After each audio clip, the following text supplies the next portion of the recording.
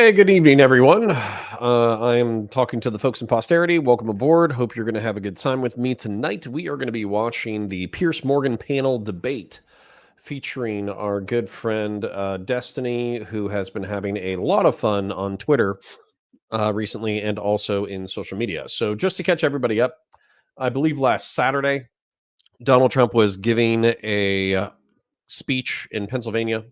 A young man by the age of 20, or I believe he was the age of 20, he took several shots at him with an AR-15 from about 150 yards away. He clipped Donald Trump in the ear, but didn't actually kill him. Secret Service responded, killing the man. And the wayward bullets of the attempted assassin took out a crowd member who was a 50-year-old firefighter, father of a few kids who were basically grown. I think they were grown kids at this point. And then what ended up happening was Destiny said on Twitter, I don't really care if this guy lived or died. That kind of kicked off a shitstorm. And then people started accusing him of being a sociopath. Fearmonger says, hello from El Paso this week. Beautiful. Good to have you. Good evening, Fearmonger. Happy to have you aboard. And people accused Destiny of being a sociopath. This all exploded, and it even caused its own panel where we're talking about rhetoric and stochastic violence and how conservatives are hypocrites because they will laugh at Paul Pelosi getting his ass kicked with a hammer. They'll laugh at random people getting shot or killed as long as they're not conservative. Including one of the other examples that I actually thought was particularly pertinent was that young man who was dating a progressive lady, and both of them were ACAB, and they lived in some major city, and the guy got stabbed to death by a homeless person. And a whole bunch of people on Twitter, including Dave Rubin, who was featured on the panel as thinking that violence is horrible, they were all making fun of him for getting murdered by the policies that he voted in. So I understand that, but I also think that a lot of people have taken issue with how aggressive and abrasive and sociopathic Destiny has been. To be honest, I haven't formed a strong opinion yet, mostly because I'm just busy and tired. But we're going to form that opinion tonight. So we are going to watch the panel. We're going to see how Mr. Destiny does. We're going to see how Mr. Dave Rubin does. We're going to check the rhetoric. We're going to write down what everybody's points are. And then we're going to shit talk every 5 minutes or so. We're going to pause it intermittently and break it down. And then I will write down my notes. I will put it in a notepad. And in the future, I'll break it down for a pre-recorded episode to summarize it for everybody else. So Vlad the Kebabber says, Biden has COVID. Haha, what a loser. Well, I think we've all had COVID at this point. The question is, does he have the wussy COVID that will allow him to bounce back instantaneously? Or is it serious COVID that almost kills old people? That way it'll force him to step down. I would frankly love it if it forced him to step down. That's my personal opinion, but I might be a little bit of a sociopath. Orange Hugh says, there's so much ripple effect going on. Did you hear that Tenacious D concerts are canceled in Australia? They all got canceled because of band member comment. Yeah. And again, like, I don't care if Kyle Glass hates Donald Trump. Who gives a shit? Yearn Phobo says, I hate the state of politics. Holy shit. Do you think a Trump presidency is bad or scary as everyone makes it seem? Well, Phil Labonte, who's a centrist, and I think he's a well-intentioned fella, he's been trying to convince me that we should just allow Trump to win and then we should let institutions check his power. I am of the belief that I would basically take anybody besides Donald Trump, but I think that it stands to reason that Biden is not a mentally competent figure at this point. So I would almost take anybody but Biden to run in Biden's stead. Now, of course, if they run like a super gun control, progressive, weak state attorney, ACAB progressive, then I might have to remain neutral. But anyways, the truth is that we could probably do a lot better than what's being presented to us right now. But for the sake of getting into the content, let me go ahead and pull it up. I do appreciate you fine folk coming to hang out with me tonight. Let's go ahead and pull up the Piers Morgan. Piers Morgan, that's right. I'm a little tired, so I might mess some things up. Destiny Inhuman. But we're gonna watch this video and we're gonna break it down. So let me pull it up over here. Let me share my screen. Let me make sure that you fine folk at home can hear it. We'll go for entire screen. We'll turn on the audio. We'll share it. Put it on the stage. And tell me if you find folks can hear this at home, and tell me whether or not the volume needs to be increased or decreased. Know what's happened here. No one can yet give a legitimate explanation. But you're clearly implying. Can you guys hear? Odd. Yeah, go ahead. Tell me your lunatic conspiracy theory about how odd. I don't have any. If you say to me, can you hear it? Listen, I've been told by many experts in the last 36 hours. There's an entire cultural machine that has lied. Okay, we can hear it. Thank you, Sultan Al Fahim. Just getting with the last comments before we get going. Destiny needs to start acting his age. 35 is too old to be acting like an edgy teen. I disagree. I say edgy shit all the time, and as a result, I take umbrage. I take umbrage with your criticism, although he is sociopathic, which I think is part of his problem.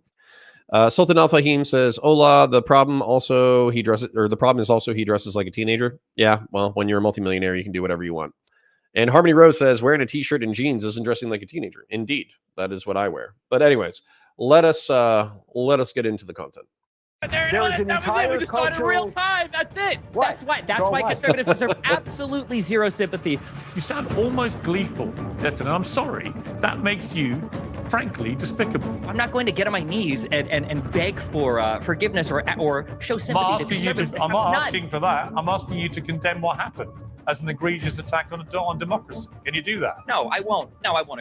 You can't do that. You see, so why the hell, frankly, not. Destiny, Absolutely not. why the hell should we listen to a word you have to say? All right, hold on. Can we admit that Piers Morgan aped this entire genre from Dylan Burns and Twitch TV? Schizophrenic panels have been popular for a long time, and unfortunately they died because, I would say that you have to have a strong moderator in order to create strong panels, and you have to have strong guests in order to create strong panels. And all of the guests who were strong, they've kind of climbed up in the sphere, so they're all streaming by themselves. They don't want the stress and the drama of panels. And then the panel hosts, no offense to Wick or to Prime Kai, but I do believe that Dylan was the strongest Twitch and YouTube political panel host. And so when he also moved on to bigger and better things. So unfortunately, that I don't even know what you would call it. That format in Twitch and YouTube politics is kind of died. But Piers Morgan's bringing it back. An A or B list news media pundit is bringing back the Twitch and YouTube political panels. It's actually wild. So, yeah. Ukata says, howdy. And Jonah Boy says, hey, we can't all go out on a fashion arc and wear ugly $1,000 shirts. Yeah, like Hassan and Bosch. Absolutely. So, ladies and gentlemen at home, we are, creeping up in the numbers, but I want to remind you, like the stream. That way other people know that we're live. Go ahead and comment in the chats and comment in general. That way it helps feed the algorithm. Donate money if you got money burning a hole in your pocket. No big deal if you don't have anything, but it's always appreciated. And let's continue. Former President Trump is the king of the political comeback, but even by his own lofty standards, the past 4 days have been utterly sensational. After coming within a hair's breadth of assassination, last night he made a stunning return to the spotlight of the RNC. And for once, the gravity of the occasion was not lost on him. Trump. We are grateful for you to be our nominee for the 47th President of the United States of America.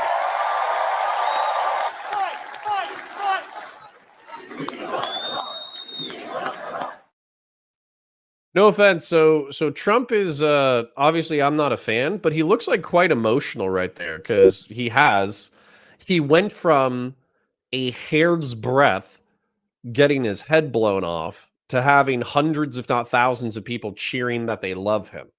And I think it's actually kind of funny. So they're kind of moving. They mentioned that Trump and MAGA are moving to a unity platform where they're going to try to be a little bit more conciliatory with the rest of the country. That way, maybe their lead candidate doesn't get his head blown off.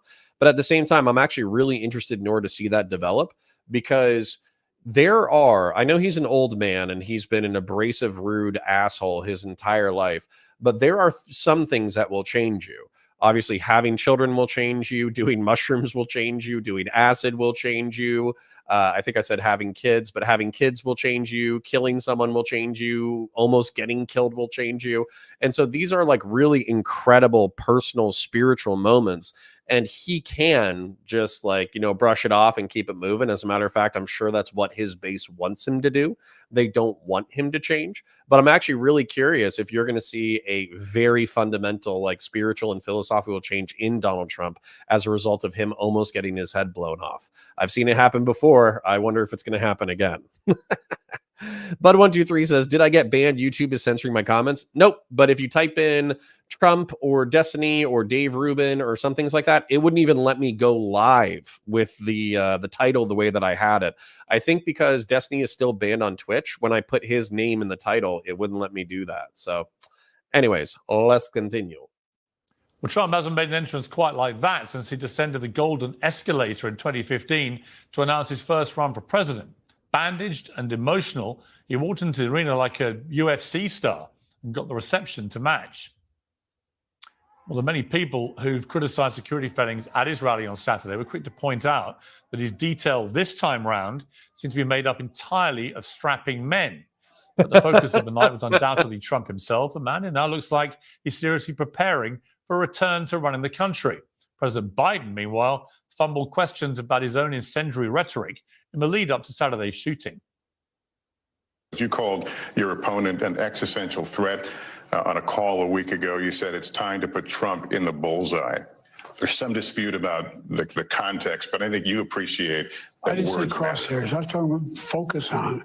Look, the truth of the matter was, what I guess I was talking about at the time was there was very little focus on Trump's agenda. Yeah, the term is bullseye. It was a mistake to use the word. I didn't say crosshairs. I meant bullseye. I meant focus on him. Focus on what he's doing. What a pathetic excuse from, frankly, an increasingly pathetic president. Let's be crystal clear. Nobody thought Biden was talking about archery when he used the word bullseye, and he knows it. The presidential move would have been to say that everyone on all sides needs to dial down their incendiary rhetoric. But this president hasn't looked presidential for a long time now. One positive move by Is Piers Morgan trying to become the new Tucker Carlson? Because I swear to God, that's it. He almost has like the same delivery as well. That I'm actually finding this monologue before getting into the panel kind of funny. But yeah, so do Piers thinks, does Piers think that Biden expected or wanted somebody to actually do an assassination attempt? I mean, I would put that up to the chat. I would love it if the chat told me like, oh yeah, Biden absolutely wanted somebody to shoot Trump in the face. I would think that's hilarious. I don't think Democrats in general have like the stones like that. So I don't think that that's what he meant at all. He was using incendiary rhetoric because let's face it, he was facing incendiary rhetoric. Donald Trump is the king of hyperbolic and incendiary rhetoric. So for Piers Morgan to clutch pearls, I do find kind of funny. And I wonder if Destiny will turn me off by being such like an abrasive sociopath by the end of the conversation that I'll end up like disagreeing with him in a vociferous way. But so far, I'm sympathetic to the point that kind of like what goes around comes around. Master Tex 99 says Trump should get the Purple Heart. Well, he dodged the draft, so no, he's a civilian. He doesn't get a Purple Heart. Christian Blair says, at Counterfire, if you got time, you should watch the Mehdi Hasan interview. Maybe we will. To be honest, I'm a little tired, so I think we need to just get through this content. But let us continue. Biden's made in the fallout from the tragedy on Saturday is to finally order the Secret Service to protect R.F. Kennedy Jr. The last thing America needs right now is yet more political violence, especially involving a Kennedy. Well, in a moment, we'll meet tonight's panel to debate all this, but joining me now is the former counter sniper in the State Department and the current Florida Republican Congressman, Corey Mills. Corey Mills, thank you very much indeed for joining Uncensored. First of all, I can't think of anyone better equipped in the political world than you to comment on what appears to have been a massive failing by the Secret Service on Saturday in their duty to protect President Trump. What did you make of it? Well, I just wanted to say I really loved your monologue just now that talked about the idea of dialing down political rhetoric on both sides, as well as the dangers of utilizing words like in the bullseye or, regardless of what he says he went to indicate. It's obviously what he indicated was that he wants to put him in the crosshairs. But, I just want to go ahead and say that, this, in my opinion, is such a massive failure. It's such a big negligence on behalf of the advanced teams to say that a target, which is 160 yards away, perfectly adjacent to the stage, was outside the perimeter. The perimeter is formed and it's discerned by the counter sniper teams, by the advanced teams, and by the security details. I can tell you, as someone who has conducted thousands of advances, both on the Afghan and Iraq side, as well as for back home, has done multiple counter sniper team deployments, looking at overwatch positions, looking at how we react and mitigate threats, that this in its entirety, and I'm not a conspiracist, Piers. I'm not one who tries to find my way to a inside job type of setup, but I am also a military guy who believes in the what if scenarios of all things. And I think the American people deserve a true investigation, not by the FBI, but by Congress, to look and identify every single area, from local force consolidation, from looking at the cooperations that were on the ground, from resource allocations by the director of the Secret Service. And I think that people deserve to feel confident that this wasn't anything but massive malice or negligence, as opposed to something that was intentional. Yeah, I completely agree. I mean, there's some extraordinary. He phrased that a little weird, and I know that Christian Valeris is saying, pretty sure this dude is gonna just ask questions. I agree, but at the same time, it does seem relatively obvious. Now, here's the thing about security work. I'm just going to share this real quick. Security work is very oftentimes working in imperfect situations, knowing that it is very rare that anything is going to pop off, but acting like you're going to anyways, like it's going to pop off anyways. And I'll tell you, there were actually probably half a dozen to a dozen situations where I was just working local law enforcement. I'm not even talking anything crazy, but working local law enforcement.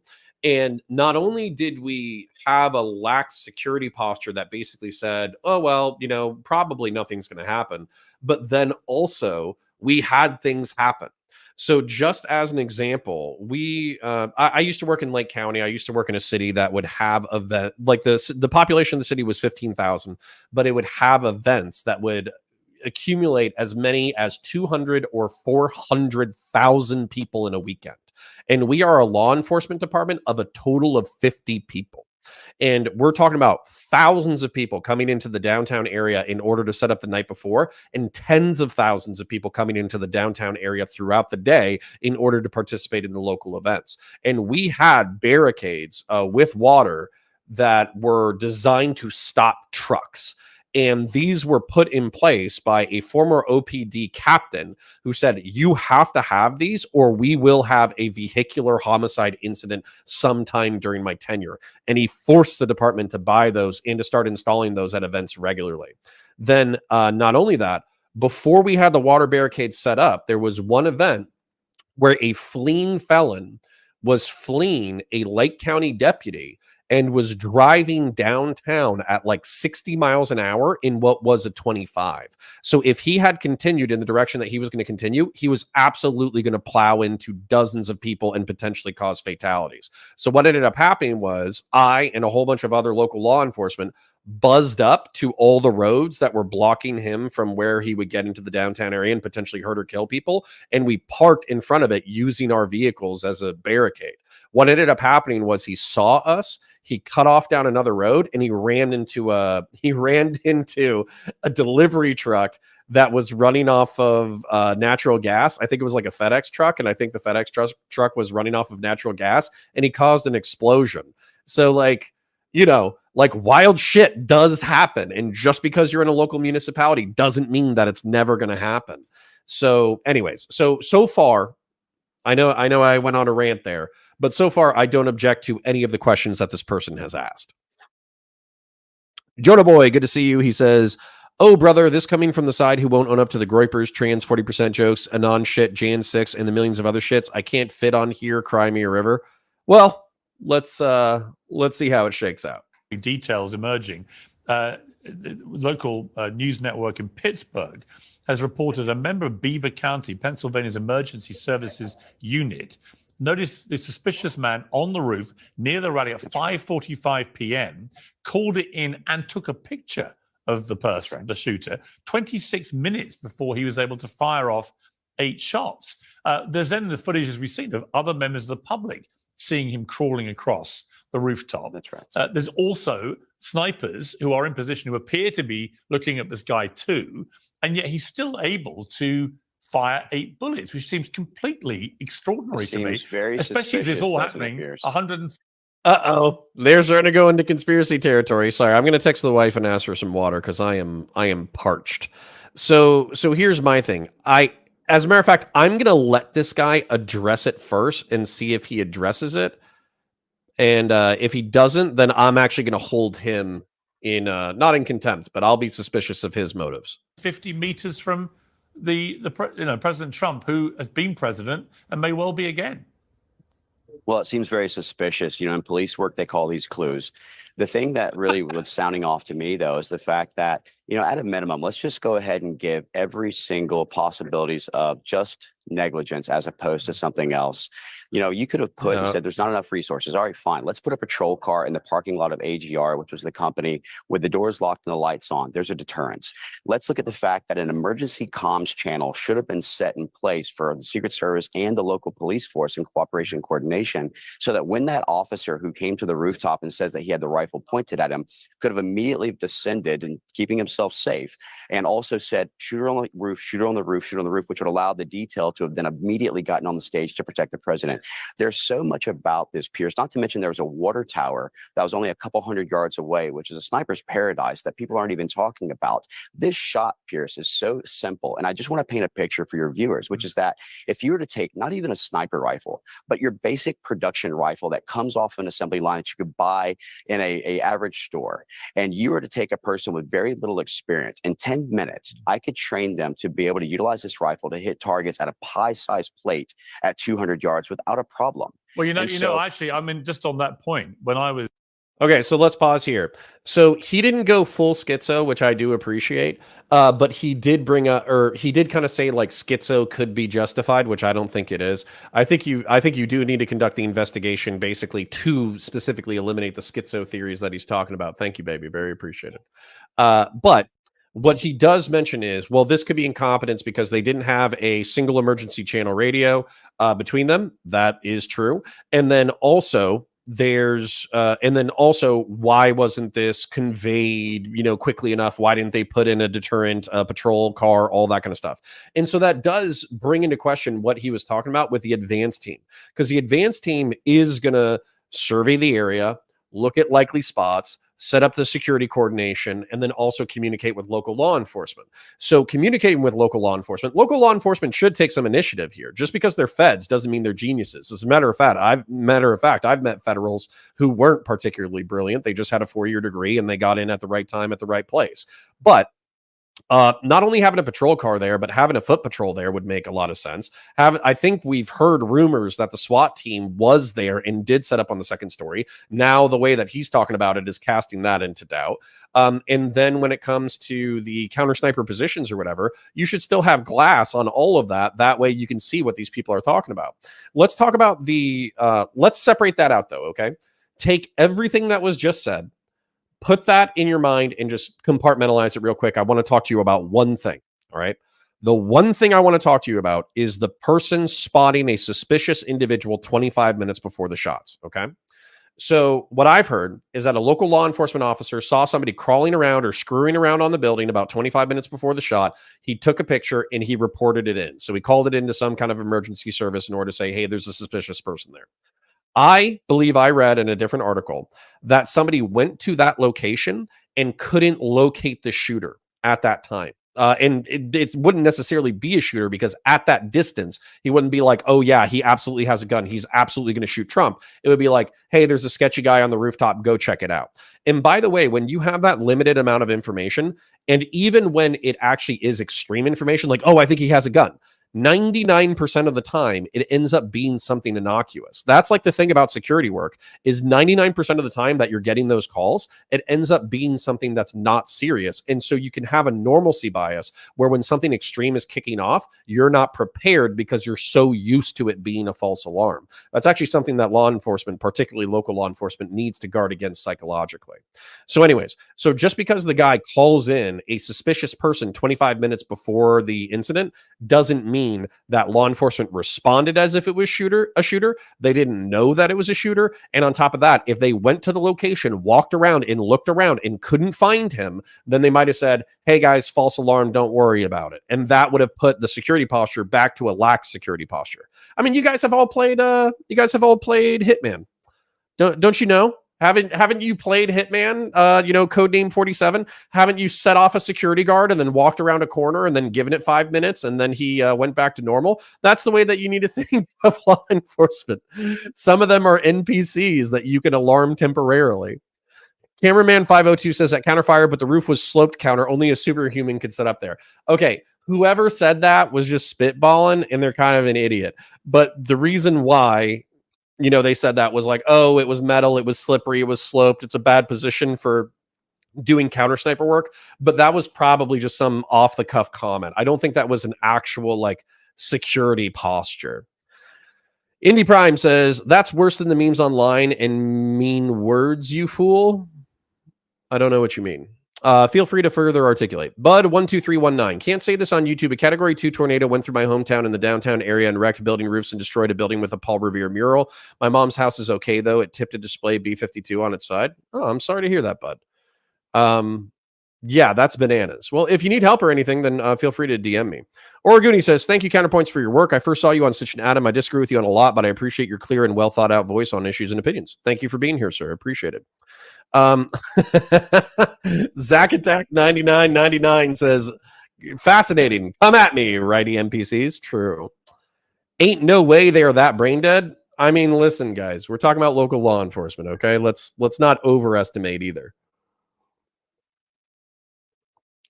It was the chief of security. Cameraman 502 says, it was the Secret Service chief who said it. Well, was she female? Is she a DEI hire? Has she ever worked security? Has she ever worked counter sniper shit? Because, yeah, anyways. Bobo says, clear. And I say, good evening. Gold Money 22 says, the director of Secret Service said that they didn't want to put someone on that sloped roof for safety reasons in an interview. Yeah, that's like where you have to balance liability versus security. And if they're erring on the side of liability, like they didn't want to pay if somebody fell off the sloped roof, then obviously that's negligence.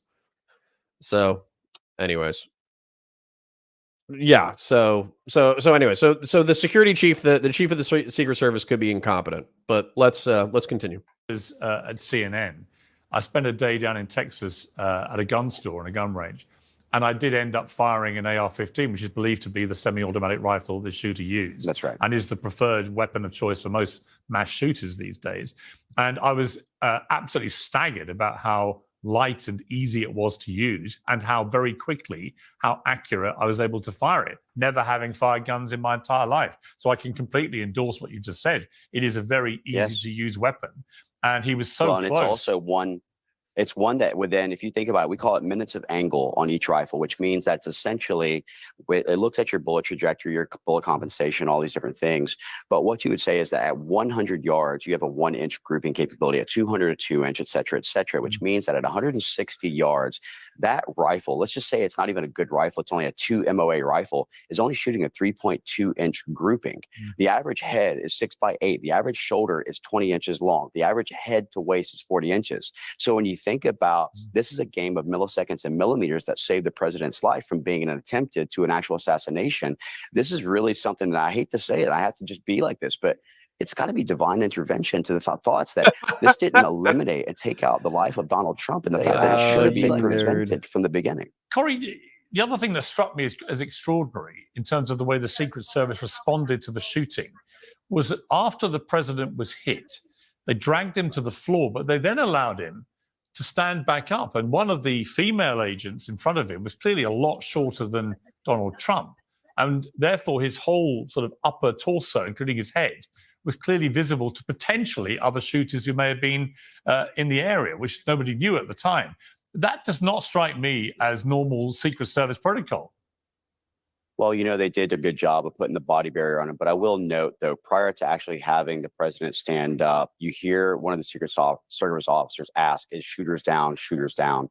So they at least were looking at the existing and the obvious threat as being mitigated. And so that is kind of within protocol. I do understand your concern as well, which is mine, which is that there wasn't enough to actually body shield if you look at the height and the size of President Trump with someone else. This is why, and I don't mean this to be, kind of hyperbolic or that it's trying to be a rhetoric to try and spin things up. But this is why when we look at the ideas of the DEI, the diversity, equity, inclusion, it does put things at risk. We say we need a percentage of X, right? Because DEI can mean DIE. We have to think about the fact that it should be about meritocracy, and especially when you're talking about the protection of the president or other lives. Well, it was very striking. So I was going to say they gave him the B team. I do think it's mad funny that they're calling out that they gave President Trump a bunch of 5'4" women in order to block gunshots. I do think that's kind of funny. I do think it's kind of funny that when the shots went off, there was a bunch of Secret Service agents that tackled Trump and got on top, including a female, by the way. But there was another female that was standing a few feet away and basically had she was crouched, but she was just crouched, kind of wandering around. And then when she got to the vehicle, she had difficulty reholstering her weapon. So obviously she was adrenaline out of her fucking mind. She never thought it was going to happen. She wasn't ready for it, which, by the way, everybody here's the thing. This is what I think as a former security professional, and other security professionals can correct me. If you do enough intense things, what happens is that you will screw up. You will do something that will put somebody else's life in danger, or put your own life in danger, or you will do something that could have been dangerous to somebody else, or could have accidentally gotten somebody else killed. That happens when you do enough hardcore things. However, what separates the real professionals from the people who should probably quit are they take those moments as learning opportunities, and then they train. So, they try to minimize their amount of screw ups, and they try to get their psychology right. So the next time they don't end up making the same mistake. So mistakes happen, and potentially lethal mistakes happen, but you have to suck it up and get better, or else you're going to be an absolute mess and you shouldn't be in your role. Christian Blair says, yeah, that was not a good look for the Secret Service for sure. Well, hey, listen, at least they got Trump his photo op moment, so at least they got him there. So let's continue. To me that last night when Trump appeared at the RNC convention to wild applause, it was an amazing scene. He looked quite emotional, actually, but he was surrounded by a far bigger number of Secret Service agents, all of whom appeared to be very big, tall men. Well, I think that you see where the entire RNC and especially here in Milwaukee, Wisconsin, has really ramped up their security protocols, and for obvious reasons. Sometimes it is a bit of a knee jerk where they overcompensate for a failure in the past. And I think that's what they've done in some cases here when it comes to the RNC. But certainly the president, he definitely needs this protection. I agree with you. There was a different look in the president, a look of unification, a look not of fear, but of defiance, and of the fact that we have to understand he also saved his own life. He did exactly what he was trained to do, which is that when you take fire, even from a tactical perspective in the military or otherwise, you drop to the ground, you minimize your silhouette, and then you go ahead and look at where the actual target, or what they call a react to contact drill, is to mitigate the threat. What the president does in his actual hour, or moments after the incident is truly remarkable. I've trained with people who the fight or flight reaction in individuals, even being trained, they get stunned, they freeze, in the event of getting hit or getting shot. The president didn't stand in fear. He stood in defiance. And he wanted to also let the American people know that he was okay by putting his fist in the air and saying, fight, fight, fight. He meant that not in a way to try and keep the temperature high, but fight for America, fight for our republic, fight for what is right. And I can tell you that we need to, in the political world, take it down a notch and think about the fact that words matter. The things that we say matter. We have to start thinking about the humanistic qualities of people and put political ideology aside and realize that we're husbands, we're fathers, that we're sons, we're brothers, we're daughters, we're mothers. These things take priority, but this type of negligence, Piers, does warrant, in my opinion, not just an FBI investigation. It needs to come into the House. It needs to have a J13 style commission, and we need to investigate and get all findings so we can put any type of potential conspiracies or even any concerns aside that this was done anything other than negligence. Right. Okay, so I'm okay with like 80% of what he said, but he's totally reframing the entire conversation for being like, yeah, Donald Trump didn't mean fight for the country. He didn't mean steal the election. He didn't mean do this, do that. He means that we need to come together and save the republic and save America, and every American is on our team. It's like, bro, you don't know that. That dude's like, Trump's brain was high on adrenaline, and he was absolutely probably furious that somebody tried to take him out. And so as a result, he was saying, fuck you for fucking up my event, fight, fight, fight. Basically, you didn't catch me. You know, now we're going to continue on with the conflict. So the fact that he's reframing the incident in this conciliatory way, I think is probably coached or an attempt to reframe it to make the optics even better than they already are. But yeah, so everybody in chat is like, oh yeah, he's simping. Yeah, this dude's simping hardcore. He's simping. So yeah, I'm excited about the panel, to be honest. I know we're getting through this. The only reason why I'm letting it continue instead of skipping right to the panel is just because I know we're here to see Destiny yell at people and be a spurg and all that kind of stuff. But I feel like there's serious things going on. So I want to pay attention to the serious things as well. And, you know, the Secret Service director, Cheetle, was interviewed last night and said this. Let's watch a clip. When you saw the events unfold on Saturday? Shock, and then concern. This is an event that should have never happened. Who is most responsible for this happening? What I would say is that the Secret Service is responsible for the protection of the former president. So the buck stops with you? The buck stops with me. The president and Homeland Security Secretary said today they had 100% confidence in you, but there are some members of Congress calling on you to resign. Do you plan to stay on? Absolutely. I do plan to stay on. Are you surprised she still got the job? You know, I'll be honest with you, the idea of saying mea culpa or that responsibility is the same as accountability has been a problem within all elected positions and appointments positions. I think that she should resign. I think that she should accept her failures. Leaders lead, and when they fail, they accept that failure and they understand that it's time to step aside. But at minimum, if she refuses to step aside, when we do our actual investigations, and I hope we get a J13 style commission, I just text Speaker Johnson just now and feel that my background and kind of unique experience would be great to head this up. But I'm going to look at minimum, the Homan rule, which will take her salary down to $1. And hopefully that will encourage her to leave, because we need true leadership, Piers, and we need to make sure that our... Sorry, we got some comments. So Jimmy Bean says, every part of this is someone with just 3 years of security experience makes me wonder how the F someone hasn't been fired over this yet. Yeah, I agree with this gentleman that there should be a investigation in order to see what the gaps in communication were, why that building wasn't more secure, why there weren't security, either local law enforcement or Secret Service members there. Was it a manpower issue? Was it a logistics issue? Was it a concern issue? Was it a way that they wrote it?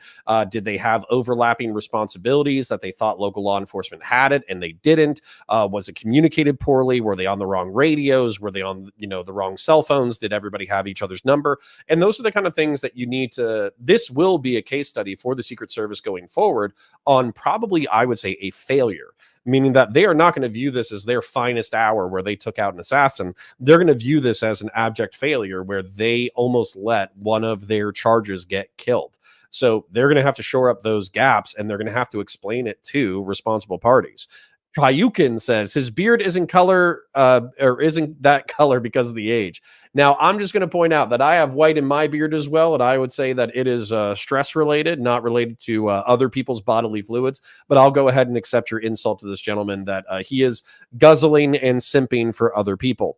Bud123 says, could the Secret Service use to monitor the roof? Yeah, they could use drones, they could use scopes, they could use binoculars, they could use all kinds of things. And if anything, they're kind of lucky that he didn't break into the building and use the second story, because it would have been harder to see him from the second story and take him out from the second story if he was firing from inside a room and then just put a few rounds through glass. And then also there wouldn't have been the pressure.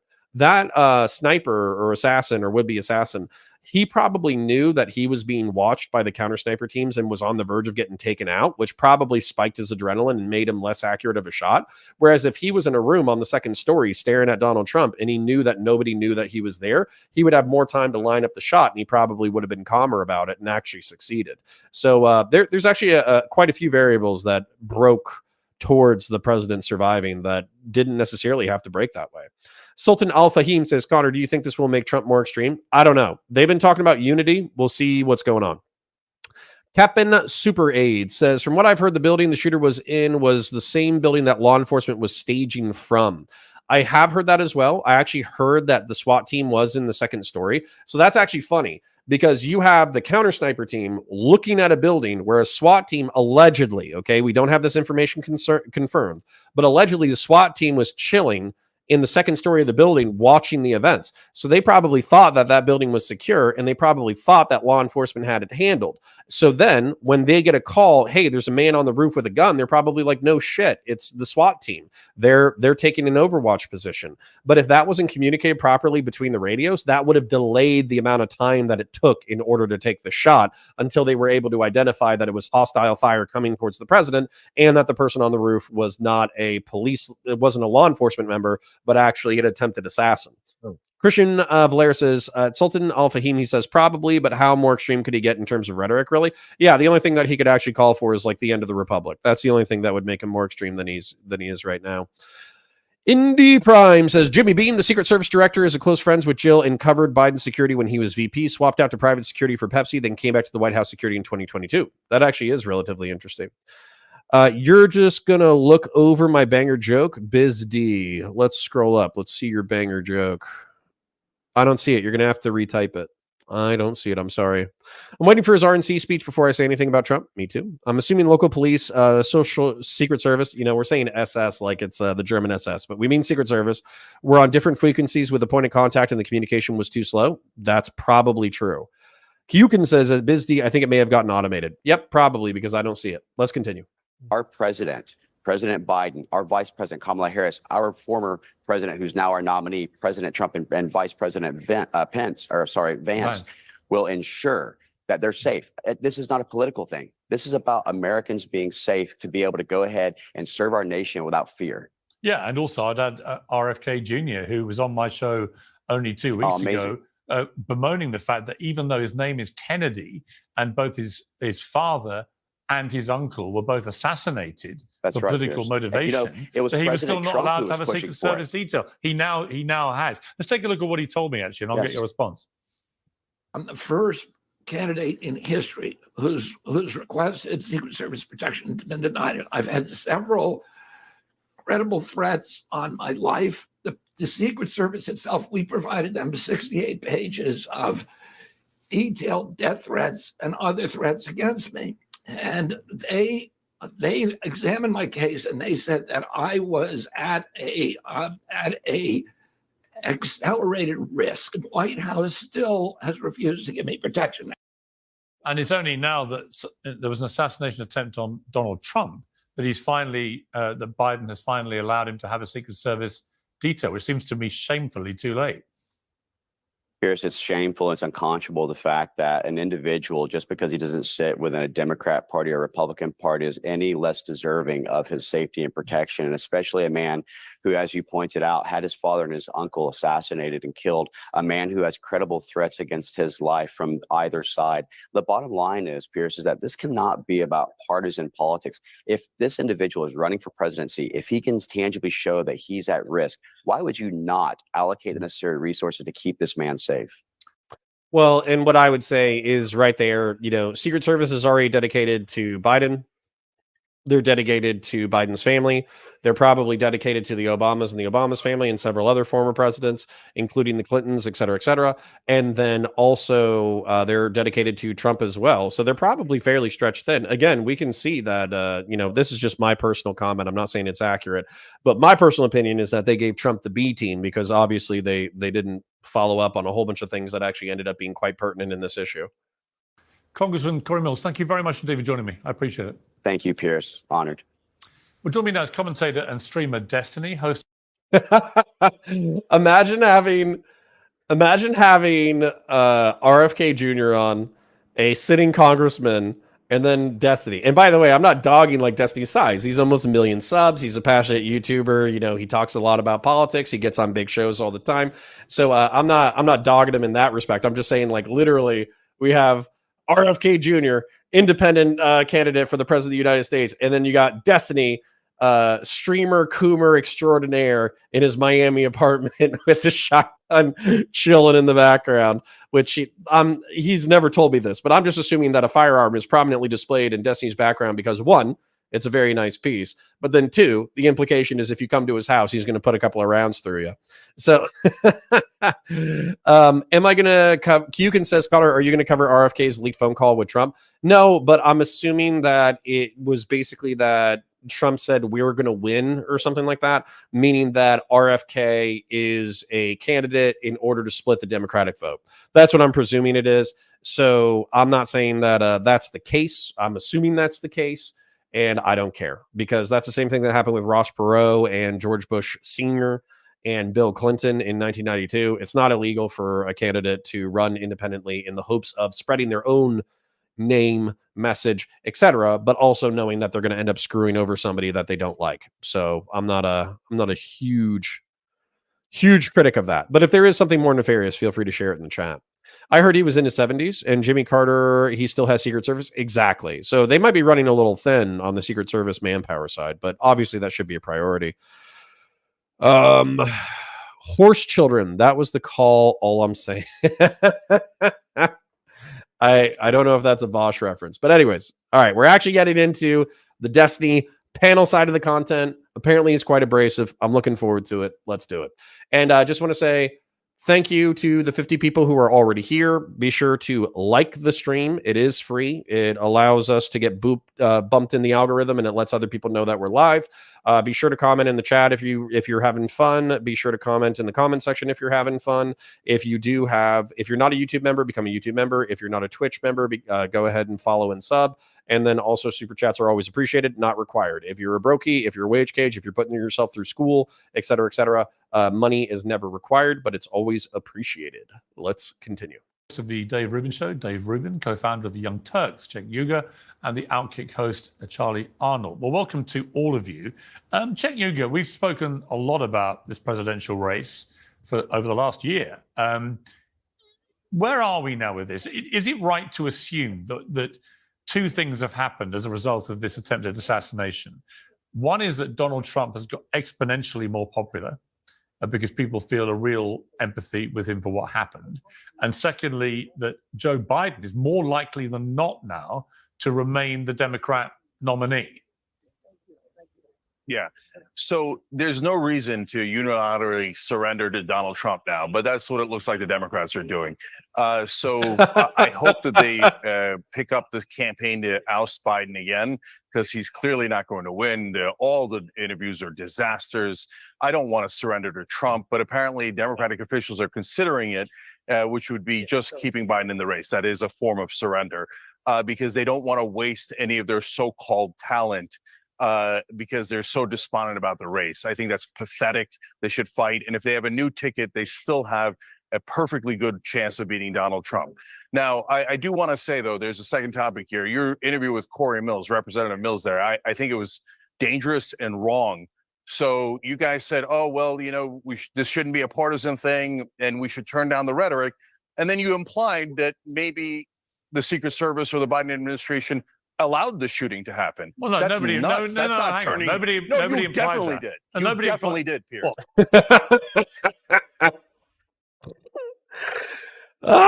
Oh, we gonna be taking psychic damage tonight, fools. Y'all ready? I am ready to take some psychic damage. This fire out the gate. Now I know why. Piers Morgan stole Dylan Burns' show format. So listen, I felt like they were flirting with the just asking questions. Maybe this is gross incompetence thing. And then they only said one or two things that kind of, might have been a slip of the tongue where they said malevolence. But I feel like Cenk is overplaying his hand, but it could be funny. So let's see how funny it gets. Well, I certainly did. You kept talking about, well, look, I'm not saying conspiracy theory, but hey, it's so easy to find. Just why to didn't correct they you, find Cenk, it? You didn't just say negligence. Hang on, I didn't. And forget about you, Corey Mills. Right, okay. He didn't say, just hey, look, hey. Okay. He said maybe it's not just malpractice. Maybe it's not just negligence. I didn't. What does I that didn't mean? say that. Is a lunatic suggesting? Am I allowed to respond? I think Cenk Uygur has a problem comprehending words, but that representative said that he wanted to do the investigation in order to dispel the conspiracy theories. And bear in mind, he has a base that is going to be prone to conspiracy. So I think Cenk is overplaying his hand, but let's just say a fiery but mostly peaceful start. Yeah, go ahead. Okay. First of all, I didn't say anything that you've just said. Secondly, he did raise the specter that there's something very odd about all this. And by the way, there is. I'm not a conspiracy theorist either, but the idea that the President Trump, who was recently the President of the United States and is very likely to be again, was shot from 150 meters by a kid with an AR-15 who was seen by spectators nearly a minute before he unloaded 8 bullets in the direction of Donald Trump, is very, very strange. And if you don't think it is, then I think you're being a little bit disingenuous. Now, what is the nature? So what is the nature of that strangeness? We don't know what's happened here, right? But no one can yet give a legitimate explanation as to why this could possibly have happened. Piers, if you say it's negligence, I'm with you. If you say it's malpractice, okay, I get it. 160 feet, why is he on the roof, etc.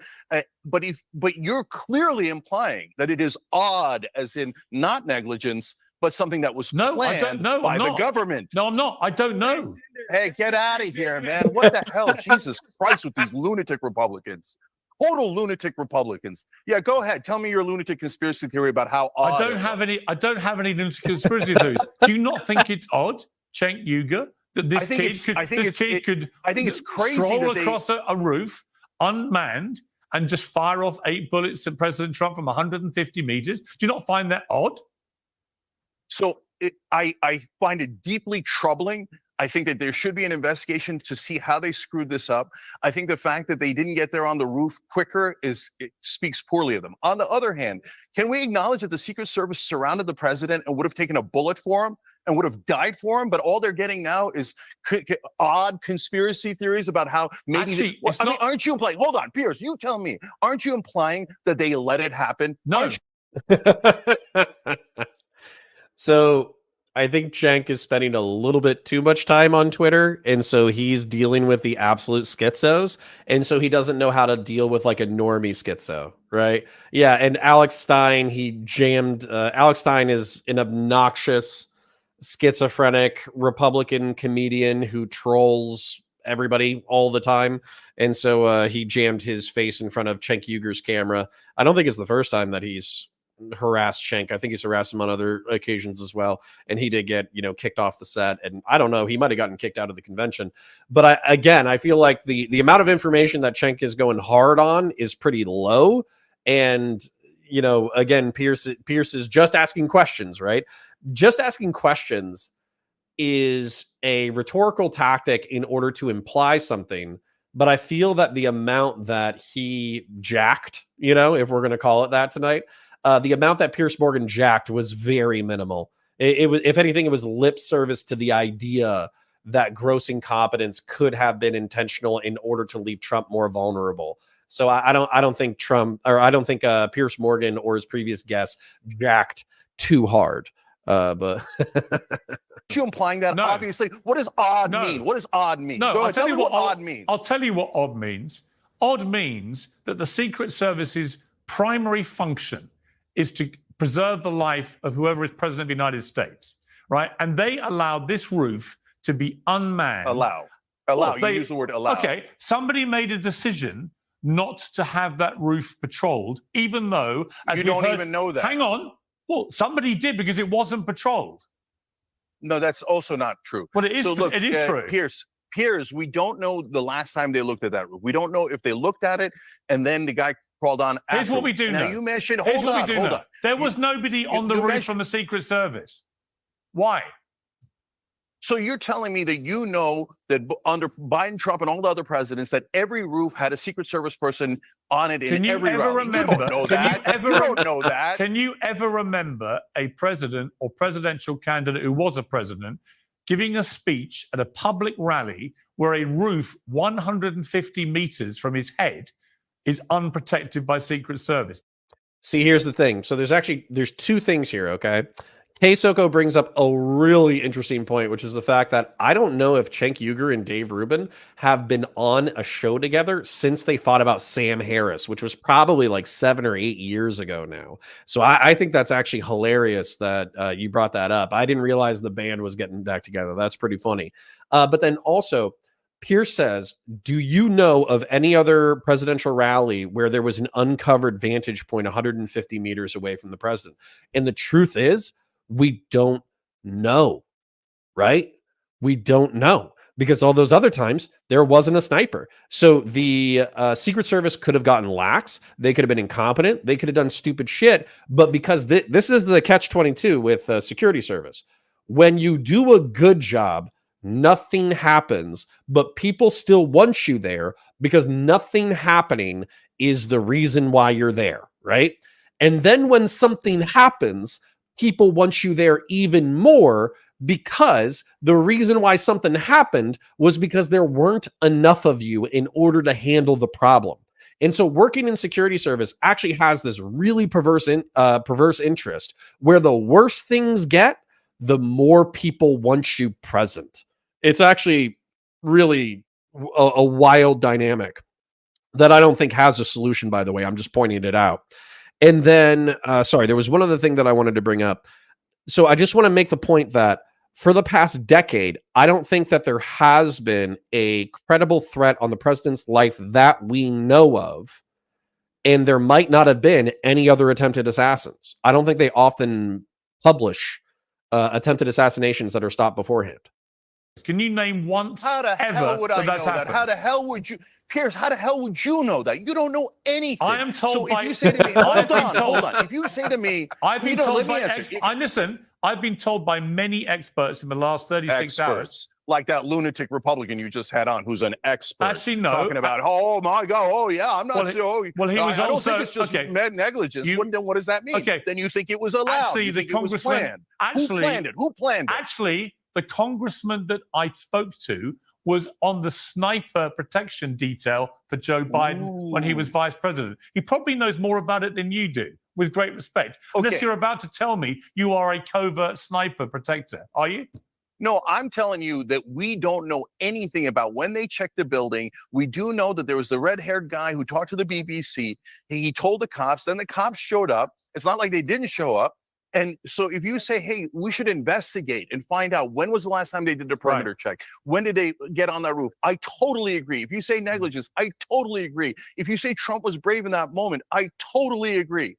But if you start implying, which you definitely are, and Corey Mills definitely is, that it was planned or that it was so odd that it happened, you're saying it like the Epstein thing was odd. The Epstein thing was actually odd. So the video camera's out. That makes me think, yes, there was something planned. I'm brave enough to say that. Instead, you're implying it. Corey Mills is implying it. So just say it then. No. Don't tell. What does odd mean? Okay, again, I will say to you, I am not saying anything. I'm gonna pull a wick here. And by the way, thank you to the 60 people cross-platform who are hanging out with me. Chat, are we too smart to be popular? Like Cenk Uygur, wildly successful online internet pundit, saying some of the most average midwit shit I've ever heard. Piers Morgan, one of the most midwit motherfuckers that I've ever heard debate in a debate thing. And yet here they are, wildly successful multimillionaires. What's wrong with us, chat? What is going on? Why are we not up there in the stratosphere with these people? Obviously, we don't have rich friends or family. We don't have a lot of nepotism. We don't have cronyism. We don't have millions of dollars where we can dedicate our entire personalities to media breakdowns. But at the same time, like, come on, like the amount of incompetence and midwittery here is actually borderline impressive. This is, I've seen better conversations on Twitch and YouTube politics panels. So yeah. Anything was planned. I'm not saying there was any inside job at the Secret Service to allow this to happen. I am simply saying you're implying that. You get that, right? Here's what I'm implying. You're implying that. Here's what I'm implying. The viewer's going to think. Here's what I'm implying. There was such a catastrophically negligent failure here by the Secret Service. I completely understand why so many people are utterly bemused that this could ever have been allowed to happen. The idea you have a perfect vantage point over Donald Trump from 150 meters at a public rally, given how divisive and polarizing he is, given how vehemently some people hate him, and given the threats of violence he's had on many, many occasions, the idea that that roof remained unmanned by Secret Service is to me very bloody odd, Cenk. Yeah. Chat. I got a confession. I got a confession to make. So this is what this actually tells me. And by the way, this is kind of based in a way. So the Second Amendment was created in order to check the powers of a tyrannical government, as you could have private folks with firearms fight asymmetric warfare against the government, God forbid they need to. And also politicians and high-level military officials would be vulnerable to asymmetric attacks, God forbid they ever become tyrannical. So let me go ahead and knock on wood. God forbid, right? God forbid. So we just had a 20-year-old sneak 150 yards away from Donald Trump and take him out. But the truth is that that is a pretty small security cordon. And there are firearms and firearms techniques that can push heavy projectiles out to 1,000 meters. So what this actually tells me is the president of the United States, God help him, is actually pretty vulnerable even to modern firearms. So this was some random nerd with an AR-15 from 150 meters away. Who's to say that a marksman with a 6.5 Creedmoor or a 308 or even in, you know, what is it? It's like the 12-7 or something like that, the 50 cal. Who's to say that somebody with like a 338 Lapua couldn't hit a target out to 1,000 meters? Now, I'm not saying that's a good thing. I'm just saying that from somebody who appreciates the balance of power between the civilians and the government, this is reassuring to me. Yes. So you are implying that there is a chance that it was planned? No, I'm not. I'm implying that that's literally what you just said. Literally what I'm doing is implying that there's something we don't know about what's happened here, and we need some answers. Then what would it be? We need some answers. I have no idea. I don't know. Now let me go to some of the other panelists, because we've expended a lot of energy on this. I think, Jake, you have to go, so I appreciate you. I appreciate you calling me a conspiracy theorist. Thank you for joining me. Let me go to Dave Rubin. Anytime. All right, thank you. Let me go to Dave Rubin. Dave Rubin. Wait, Jake showed up for 5 minutes in order to yell at Piers Morgan and call him a conspiracy theorist? I mean, that's funny. It's good content, but you couldn't have stuck around? That's unprofessional. That's actually, Twitch and YouTube politics is better, because when you actually book something, you stay, you stay for the show, right? And Cenk's like, no, I got shit to do. See ya. Like, that's actually wildly unprofessional from a Twitch and YouTube politics perspective. I mean, this is the problem. If you can't raise questions, serious questions about what's happened here, or suggest that it's odd, without being branded a conspiracy theorist by people like Cenk Uygur, there's a bit of a problem, isn't there? I mean, it seemed to me, not just negligence. There's something very strange about this whole incident and how it unfurled. I have never seen members of the public nearly a minute before a shooting at a president raising the alarm and telling people the guy's on the roof. Have you? Yeah. Well, Piers, I haven't been on camera with that guy in about 8 years, but I'm just reminded of the brain-piercing, serious headache you get listening to him. You just laid out very calm and cogent questions as to what happened to the man who is the ex-president and could be future president of the United States. There was either a catastrophic failure, which we're all acknowledging, or something more nefarious. All we can do is ask questions. The red-headed guy with the visor who was interviewed on the BBC saying that it was probably about 2 minutes, and we'll find out the exact details on that, about 2 minutes before, where he was warning law enforcement that there was someone on the roof.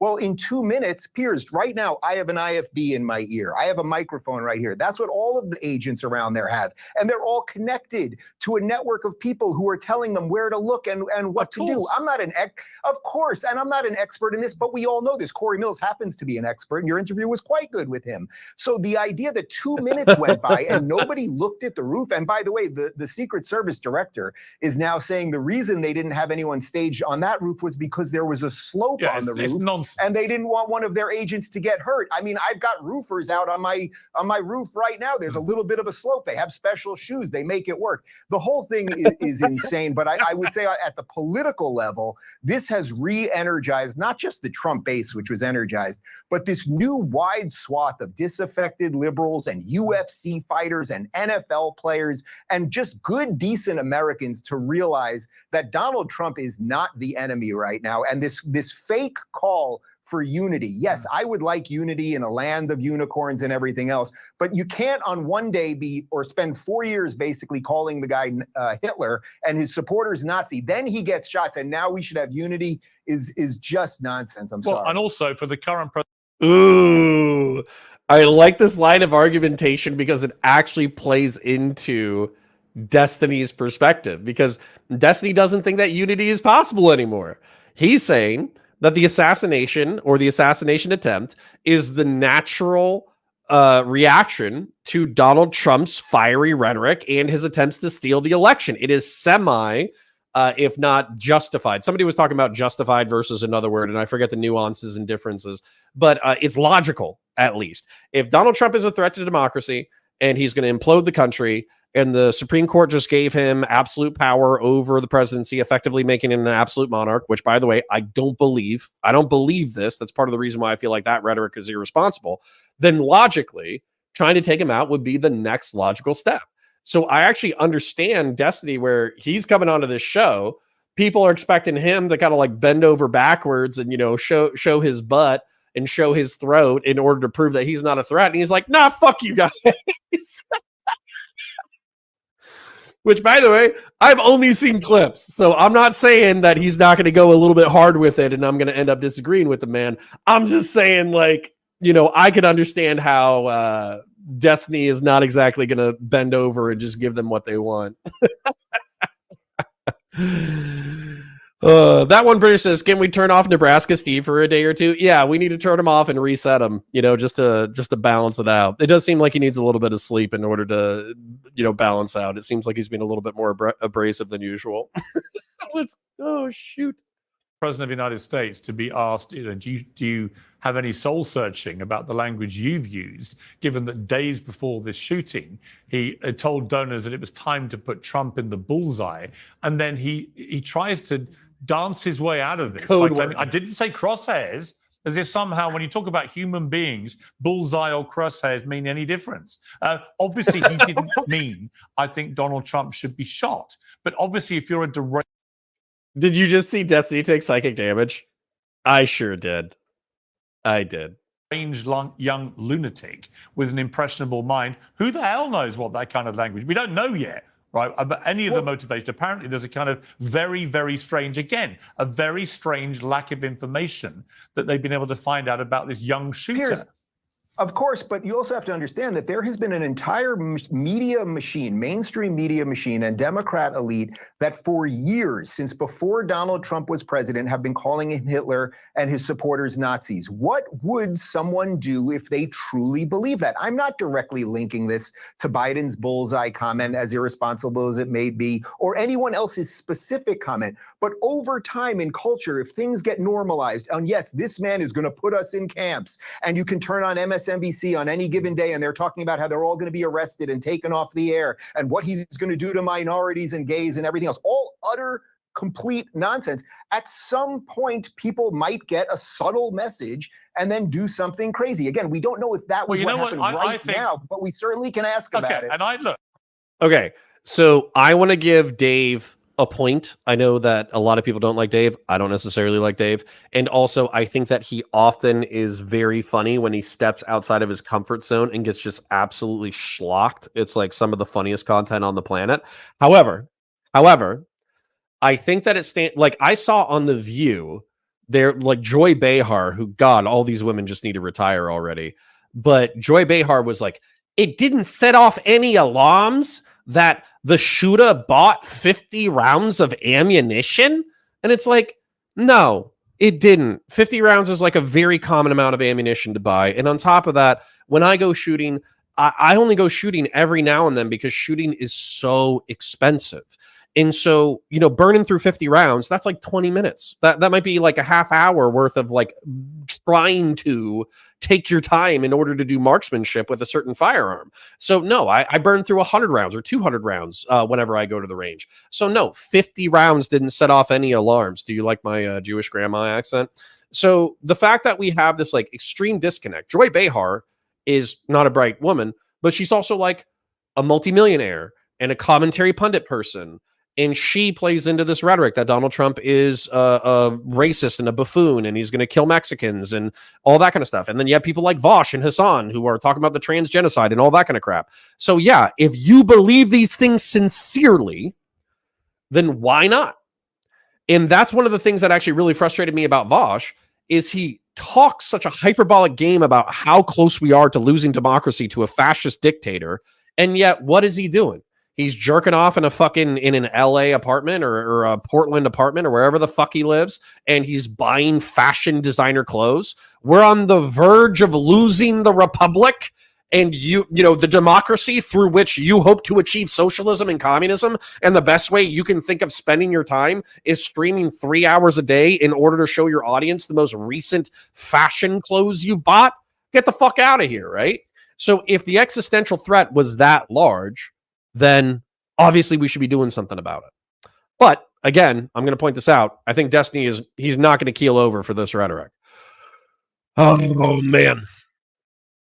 Grey Jedi says at Counterfire, did you see what Destiny Twitter to Dave Rubin? Dave tweeted out hammer time to the hammer assault. Yeah, and that's like another thing that, hold on. We haven't gotten there yet to the debate where Dave Rubin would be a hypocrite because so far he has said, like, all sorts of people are saying irresponsible stuff. I'm not going to hold them individually accountable, but obviously this rhetoric led to this result. That's what he said so far. So far, he's not a hypocrite. I think, to be completely fair, I believe Donald Trump has spouted a lot of very ill-advised and occasionally very dangerous rhetoric. And I want both sides to dial it down because actually where this leads to is where it's led to. And in Britain, we've had 2 members of parliament in the last 10 years murdered by people for political reasons, basically because, lunatics have wanted to eliminate them. Let me bring in Destiny, because you've been at the center, as you know, of... Well, and I got to read this comment. That one British says, I come from a working class background. I was a communist socialist. The SJW, Hassan, and Vosh are the ones who put me off of it because it was cringe. That's awesome.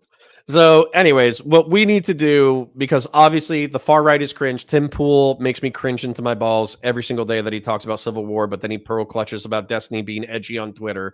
And then the far left makes me cringe because Hassan is a fucking... midwit is one of my new favorite terms. Hassan is such a midwit that anybody who consumes his content regularly and goes to him for intellectual takes, like, listen, however intelligent you think you are, subtract about 20 IQ points, and that's actually how intelligent you are. And then when it comes to Vosh is actually intelligent, but he uses his power simultaneously for nothing and bullshit.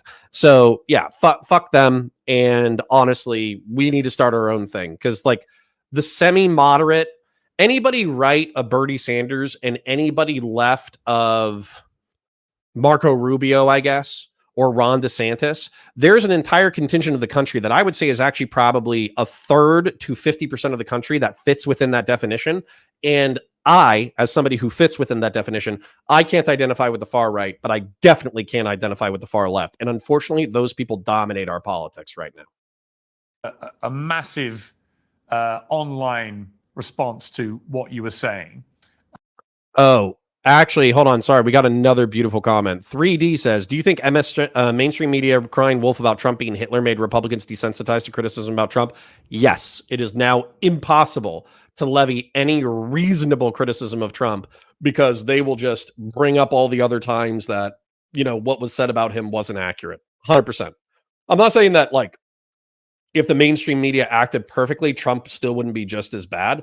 I'm just saying that, like, any reasonable criticism gets thrown in with the unreasonable criticism.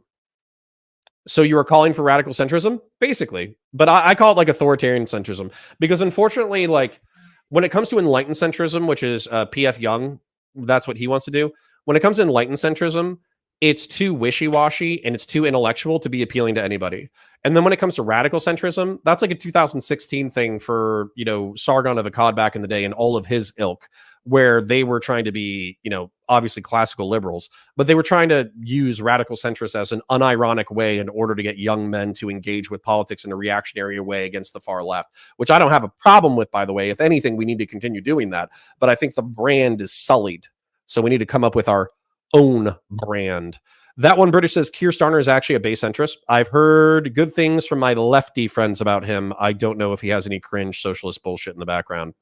Philip Banks says words like racist, Nazi, and now far right for left get tossed around so much they are steadily becoming meaningless. Yeah, I would say that I basically have 2018 Jordan Peterson politics, which would make you a liberal in many circles and would make you center left in a lot of definitions. However, because of the way that our politics is set up, particularly online, that is effectively a far right position. So at least online, I'm not saying in real life, but online, it's a far right position. And I want to go through what you said, and I want to talk to you about this in a hopefully in a calm manner to try and understand what you were thinking. So on Saturday evening, hours after the shooting, you said, let me clarify, when I say conflicted, what I mean is I lean towards seeing it as a...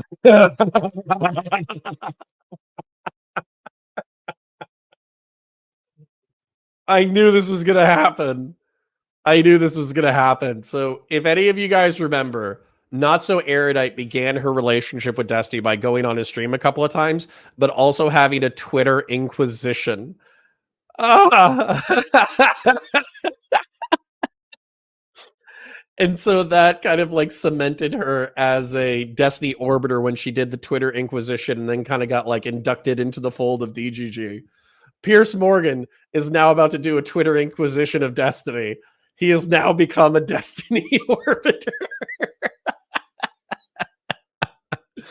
How long before we see Piers Morgan in DGG Discord trying to join chats in the middle of the day? How long until we see a super chat from Piers Morgan at 2 p.m. on a Tuesday?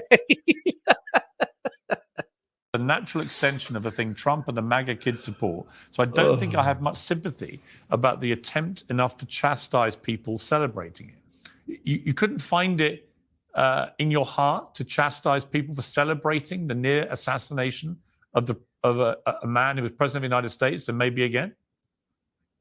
Absolutely not. Conservatives have completely bled that well dry. And the idea that they, after engaging in the most divisive and most extreme rhetoric that this country has seen in recent history, that they would come on and beg for sympathy, that it's escalated into some kind of violent confrontation is absolutely insane. Even the idea right now of saying, well, if you call somebody a Nazi for so long, it's, you know, what do you expect people to do? I grew up listening to Rush Limbaugh call Obama a communist every single day he was on the radio. You've got conservatives that talk about how the mRNA vaccines were ways to sneak microchips into us. You've got COVID lockdowns that were done because the government was trying to take all your freedom away. They won't acknowledge anything that happened on January 6th. They say that the election was stolen and that your country is being taken from you. Like, I don't think anybody should be killed. I don't think anybody should go out and kill anybody. But when you engage in this type of rhetoric and when you turn the temperature up over and over and over and over again, there is absolutely no room for you to be shocked or surprised. And there certainly isn't room for you to ask for sympathy. But you say, but Destiny.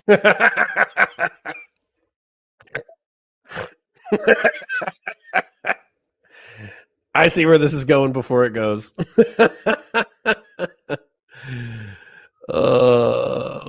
You say you don't want anybody killed, and yet you say, I don't think I have much sympathy about the attempt to chastise people celebrating it. It's people celebrating the near assassination of Donald Trump. If you can't find it in you to chastise people who do that, aren't you just as despicable as the people that you've just spent the last 2 minutes haranguing? No, because they've led the way. This is the environment that they've created. So you think behaving like the people you think are despicable is the correct course of action? Not about behaving like the people who are despicable would be leading that type of rhetoric. It would be denying every single bad thing. How many times as a liberal? How many times has If I was her or her producer, I would ask for my volume to get bumped. She's a little bit low and she's a female, so her getting in here is going to be tough. liberal, have you been on a show, not you in general, but like a liberal been on a show and you've been forced to disavow all of the BLM riots, disavow all of the violence and blah, blah, blah. And then you talk to conservatives about it. January 6th, violence, that was that's a false good. flag. Yeah. January 6th. Oh, like conservatives disavow January 6th? Wait. First off, there's an entire cultural machine that has lied. Sociopath Nebraska Steve is already here. Dude, okay. This has happened in the past, so we need to pay attention. Chat, we need to gather our psychic energy, okay? We need to pay attention to the arguments being made and not the rhetoric that is being done in our sympathies to the people. So for instance, Piers Morgan, I've seen him be a douche on TV before, therefore I don't have much sympathy. Destiny, parasocial acquaintance, friend, we're on friendly terms. Don't call us friends. If he calls us friends, we're friends. If he calls us friendly acquaintances, we're friendly acquaintances. Dave Rubin.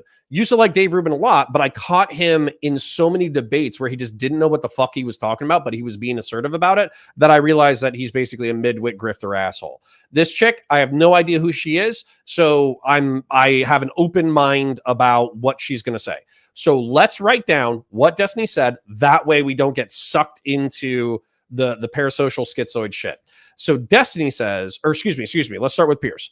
So Piers says, if you are ambivalent about people celebrating death, are you not in a way condoning it and encouraging the behavior? And then Destiny says, this is the bed you made. Conservatives led the way in irresponsible rhetoric and are just mad that it's happening to them now and are just mad Uno reversed. Dave says, well, condemning violence is bad. Destiny asks a direct question about January 6th. And then Dave starts to explain, which proves that he's not willing to unequivocally condemn violence. So I know that it might be annoying to hear me like rewrite the arguments or break down the arguments or whatever, but this is actually the core of the content. So we are here for a breakdown in order to pay attention to what the arguments are being made, not just to react Andy to it and jerk ourselves off into oblivion. If you want to jerk yourself off to oblivion, there's plenty of other creators who are doing that, but this is what we're doing because we want to track the arguments. Let's see how it develops. There is an entire we just saw it in real time. That's it. What? That's why conservatives deserve absolutely zero sympathy for anything that happens as a result of their rhetoric. Well, hold on. Captain Super Aid says but they did it first defense curious. I'm not saying that's a good defense. We're summarizing the arguments, okay? I don't think that because your enemies are monsters and using monstrous tactics justifies you doing it, okay? I'm not saying that. I'm describing the arguments as they describe them themselves. That's it. That's why that has lied. There is an entire we just saw it in real time. That's it. What? That's why conservatives deserve absolutely zero sympathy for anything that happens as a result of their rhetoric. That's it. It's so easy. Like it's so simple. Okay, but I'm not exactly sure what he's talking about, but I would say this is the type of person that the internet has broke their brain, thus leaving them with very little empathy for their co-human. I mean, a good, decent father is now dead because of this. Ooh, hold on. Condemn January 6th. Then he is part of the problem. Dave starts virtue signaling about the death. But this is the argument, okay? This is the argument that Destiny doesn't have in his pocket, but is so wildly important. Dave tweeted out when Aaron Bushnell died, okay? He tweeted out almost immediately, I wish AOC... And I wish the squad would follow in his footsteps in protest, right? And so as a result, he is saying that people I disagree with should set themselves on fire in order to follow the example of somebody who just committed suicide. And so if you wanted to moral frog about Dave's position, you could say, oh, well, Aaron Bushnell, he just had different politics than you. He was in a really dark place. He was very conflicted about Gaza. He was watching all sorts of things. He got off of his medication recently. He's somebody's son. He's somebody's brother. He's somebody's cousin. And you're laughing at his death. What a monstrous piece of shit you are to make a joke out of that, right? You could do the same thing if you wanted to. And then same thing with Hammer Time. So somebody was tweeting about the Pelosi's because Nancy Pelosi's husband, a schizophrenic, broke into their home, stole a hammer from their home, and beat Mr. Pelosi unconscious and actually caused brain damage. And Dave Rubin sent out a tweet saying, it's hammer time underneath that tweet. So again, you could say, hey, I know we disagree on politics and there's accusations that the Pelosi's are corrupt. And in a lot of ways, I think that they're actually part of the problem of our modern politics. But isn't it disgusting that you are turning into a mockery the actual severe injuring of a human being who's a political opponent? So if you want to be a moral frog, and by the way, I want to say the F slur. I love the F slur. I wish I could say it more often. However, I want to be respectful to my homosexual audience members and also its terms of service. If you want to be a moral frog about this, you could Uno reverse card it. And that's Destiny's point, is like, conservatives have done this so many times when they've been callous about the death and destruction wreaked on their enemies, not to mention jihadists or Islamists, that it rings false that all of a sudden they are so concerned with political violence. All right. He's had his brains blown out because he was defending his wife and daughter. I would hope that you have a little empathy for that. Let me jump in there because we have a clip of what Destiny has said about that very thing. Let's listen to this. Fuck it. Fuck the dude, the firefighter guy. Fuck Trump. Fuck the people that support him. I just want you to know, okay? Just in case you're confused or it seems like I'm, you don't, whatever. If one of you were in the crowd and you're a conservative fan of mine and you end up, getting blown away or whatever the fuck, I'm making fun of you the next day on Twitter. I am 100%. I mean, I got to say, I just found that repulsive, Destiny.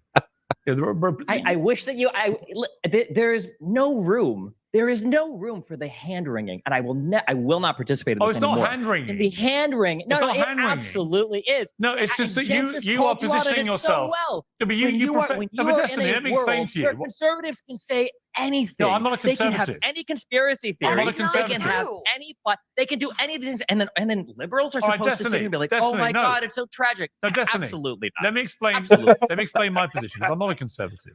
I'm not. Okay. He's being a little abrasive and autistic there, where he's like, actually, fuck you. Like, which is, okay, for us, we're on Twitch and YouTube politics. We're very abrasive here. We're very hyperbolic here. We talk a lot of shit here. I understand that if you think about it for more than a few seconds, you actually look at brain matter and blood and viscera hanging out on some bleachers, and there's a dead guy, and his family's all fucked up about it and all that kind of stuff. Everything that Destiny said is quite cruel and cold and abrasive, but it's the nature of our world. So in one way, I think that Dave Rubin is actually correct when he said, like, this is a terminally online perspective. I do think that laughing at people's brains exploding out of their back and their families seeing them die is a terminally online position. Now, it's a position that I share, but it is terminally online. And so just as an example, okay, Gaza, jihadists, Islamists, whatever. I'm sure that we could look into everybody's tweet history, including my own, and find some fairly callous tweets about Gaza and Hamas and jihadists and Islamists. And I'm sure that there are Muslims and people from the Arab world who are saying, it's actually wild. Don't you realize that these people have been driven to violence? And it's actually really fucked up that they're dead because it's a response to the material circumstances in which they live. They're not choosing to be jihadists or Islamists. They're a product of their material circumstances. And we would say, yeah, well, fuck them anyways. That would be almost my exact tweet for jihadists getting clapped up by drones, right? And so that is where my callousness and lack of empathy or sympathy for people in the Middle East and North Africa is perfectly socially acceptable. But because Destiny has taken that same logic and applied it to one of his countrymen, it is unfathomable to normie people. So I'm gonna catch up on some chats real quick just to make sure that I'm not ignoring you guys too much.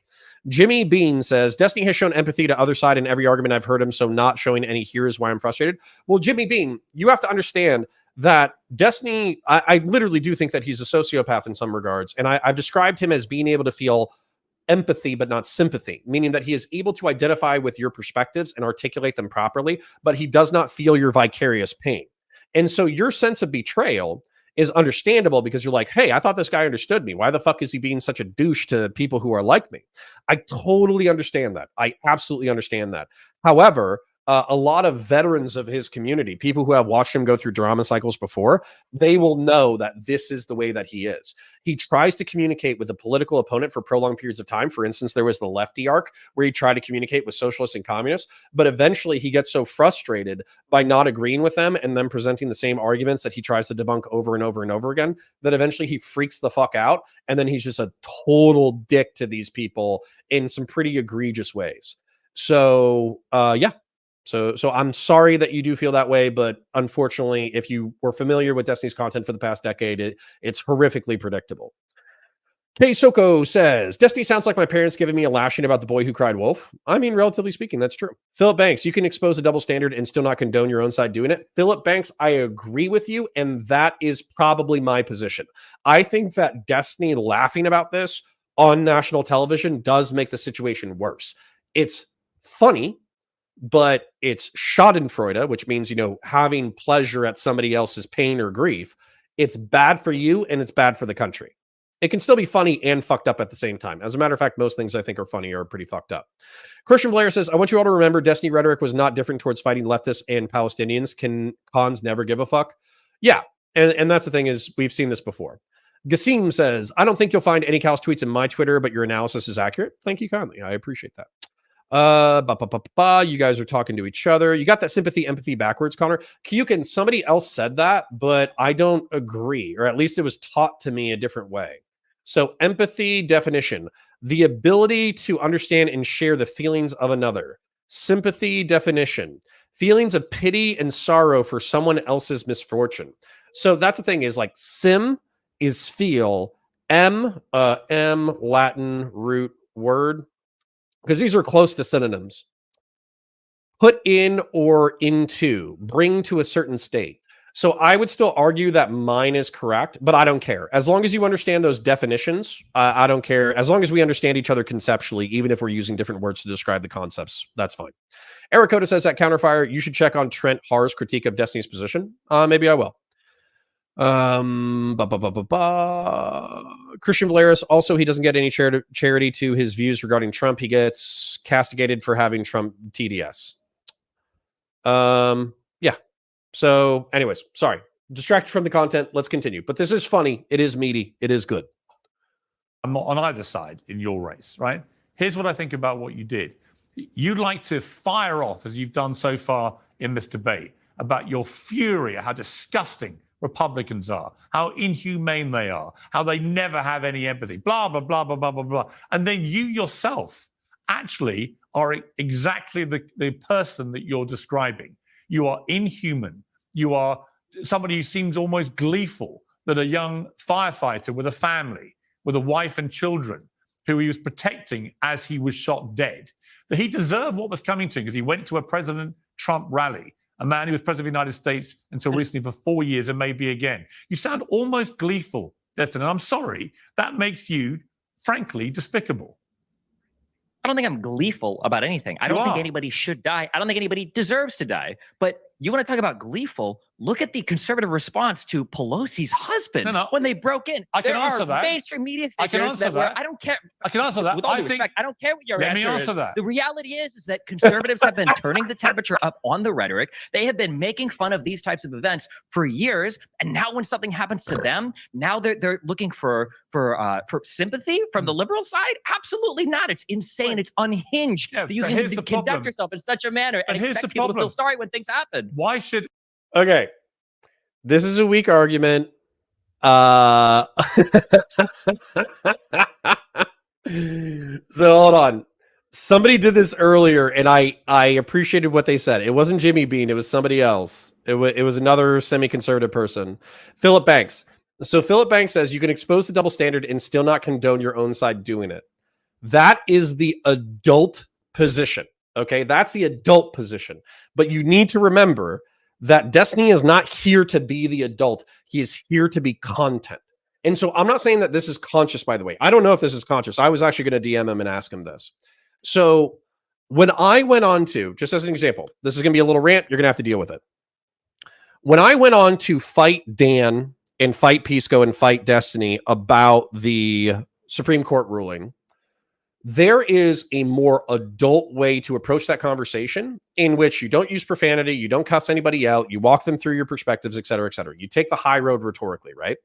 But Dan was being such an alarmist, hyperbolic bitch, and Pisco was enabling that on his Twitter and in previous streams, that I didn't care. And I went in there not to have like a clear, concise, cool-headed argument about the facts of the matter. I went in there to call Dan a fucking moron and to fight the strongest possible position on the argument in front of Pisco and in front of Destiny. That way Destiny's audience wouldn't think that it was the end of the fucking republic, right? That's the point. So I got away from the adult conversation and I went in, relatively speaking, for content and for blood, because that's what I wanted. And on top of that, I knew that that would be a better show, relatively speaking. Not that I was financially rewarded for it, just that I knew that it was a better show. So Destiny knows that his success comes from being the entertainment, being the content. Now, the thing is, he's so fucking wild that he could actually get himself shot, killed, beaten up, etc. So here, I am curious if it's a conscious or subconscious part of Destiny's rhetoric where he is trying to become the content by being so abrasive, because there is an infinitely more intelligent way to articulate exactly what he's saying, like Philip Banks was saying, exposing the double standard but not condoning it, and he literally chose not to. He chose to kind of condone it, or at least be neutral on it, and he did choose to be gleeful in tone, if not word. And so that comes through. Like 90% of human communication is body language instead of actual words. And so that's going to come across. And so his gleefulness about the situation, even if the words say, I'm not happy that he got killed, but his total lack of acknowledgement that a human being's brains were scattered across an entire crowd, that's what's coming across to Piers Morgan. But the truth is, if he did what Philip Banks said, it wouldn't be a show. Nobody would talk about it. I'm just going to do comments before we get into it, but I want to keep the momentum going because it is good content.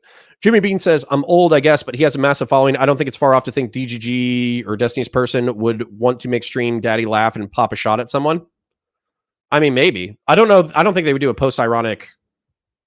Destiny is a nihilist hedonist, so I don't think he would actually like fight or die for a cause besides himself. So I don't think he would encourage anybody as an audience to fight and die for a cause besides their own self-fulfillment and happiness.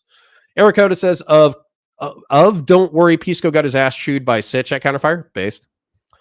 Coherent Scream says he didn't used to have a 12 gauge on the wall behind him as he streamed. I wonder if something happened or it's just a sign of the times. I literally was saying that that's kind of like a virtue signal in order to say that he is ready for violence. Philip Banks says, difference is, Connor, you own being abrasive and are honest about it. Destiny less so. I don't know about that. I think he's pretty upfront about his abrasiveness, but I understand the sentiment of conservatives feeling betrayed. Let's continue. Why should anybody on the right listen to a word of your hectoring and lecturing about how they should behave? And by the way, for the record, the mockery of Nancy Pelosi's husband when he was attacked by an intruder with a hammer was also despicable, right? I can see despicable behavior on all sides, and I'm happy to call it out when I see it. You, however, want to present yourself as this great kind of standard bearer of decency who sees outrageous behavior on the right time and again and is insane. See, sorry, pause real quick. Destiny is not a standard bearer for decency. I don't think he's ever said that. Liberals in general might like to think that they're morally above the fray and so much smarter than everybody else. Therefore, they would never condescend, or they would never, stoop so low as to participate in the behavior of these barbarians. That's not Destiny. Destiny is a fucking pit fighter, and on top of that, he's a nihilist hedonist in his personal life. He's not a standard bearer for decency, so this might be a lack of information on Pierce's part. But why should anyone on the right, this is an important point, listen to you if you're neutral or positive on the assassination attempt and collateral damage? That's what Pierce just asked. So let's see Destiny's response. I have a feeling that he's going to say, They shouldn't, but I've tried talking to them for the past half decade and they haven't listened to a fucking word that they've said. So as a result, I've given up. That's my prediction, but let's see what he says. Sensed by this disgusting, inhumane behavior. And yet, time and again, since the attempted assassination of Donald Trump, you have displayed exactly the same kind of inhumane behavior. Fuck him about a fireman who is killed because he attends a rally of a guy he wants to vote for. My issue with the MAGA kids is not that they are not empathetic. My issue is that they support a president that led an insurrection against the United States. I'm not here to tone police over their empathy. 80 million people voted for Donald Trump last time around. That's great. 80 million people voted for a guy that tried to insurrect the government, and it looks like they might try to do it again. I mean, like, I don't know what you want me to say. These are the facts on the ground. The idea that so you don't like attacks on democracy. So presumably you would unreservedly condemn the attempted assassination of Donald Trump, because that's one of the most egregious attacks on American democracy in modern times. Presumably, I don't think that you will anybody take should this be trying opportunity, to- given you I are don't so think anybody- determined to protect the integrity of democracy, you would find it absolutely outrageous that someone has tried to assassinate a president, right? If the other conservatives on this show want to say that it was absolutely outrageous No, I'm that Donald asking Trump you. attempted to coup the government, I'm asking you. then maybe I would. Yeah, no, I'm not going to get on my knees and beg for forgiveness or show sympathy to conservatives. I'm not asking for that. I'm asking you to condemn what happened as an egregious attack on democracy. Can you do that? No, I won't. No, I won't. I won't. You can't do that. You see, Not so even- why the hell? Ooh. This is tasty, because this is the thing that Willie Mack show got upset by. He will when conservatives condemn January 6th. This is where audio is playing a factor, because Destiny was kind of low for some of what he was saying. And so the way that Willie Mack perceived this comment, and by the way, I think a lot of people, they really don't track the words that people are saying. This is part of the reason why we do this show. So as a matter of fact, I'm going to show myself before I get into the content, but this is probably one of the most important comments of the night. So, stay titillated. Like the stream if you're on YouTube. Follow if you're on Twitch. If you're on Twitch, become a sub if you have the ability to do so. If you're on YouTube, become a YouTube member if you have the ability to do so. If you have the ability to give a super chat, please do so as well. It's not required. It is appreciated. Thank you to the 80 people cross-platform who are following us tonight. Let's break this down, though. So Piers Morgan says, well, you don't care. So you don't care. Hold on. As someone who cares about the attempt on the Republic, Sorry, I just need to write this down so I don't lose it. Shouldn't you deeply care about the attempted assassination of a presidential candidate in a democratic country? And Destiny responds, I don't care about hyperbolic rhetoric half as much. I'm adding that because I think he does care about hyperbolic rhetoric. I think he's just playing the fool right now.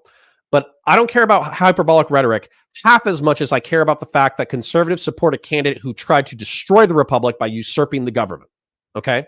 So he's saying negative rhetoric from conservatives, negative rhetoric from liberals and progressives. He ultimately doesn't give a shit about any of that. He cares more about the fact that Donald Trump tried to destroy the republic by usurping power. Okay? And so Piers Morgan says, well, then shouldn't you condemn the assassination then?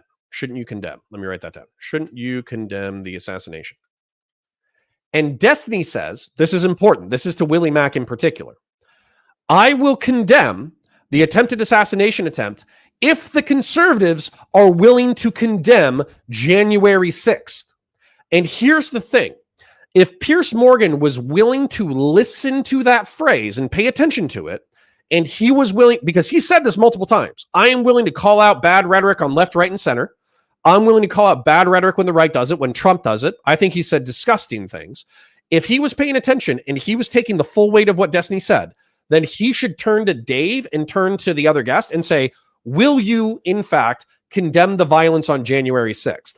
And if Dave and the other guests start apologizing for the violence on January 6th, then Destiny has murdered this point.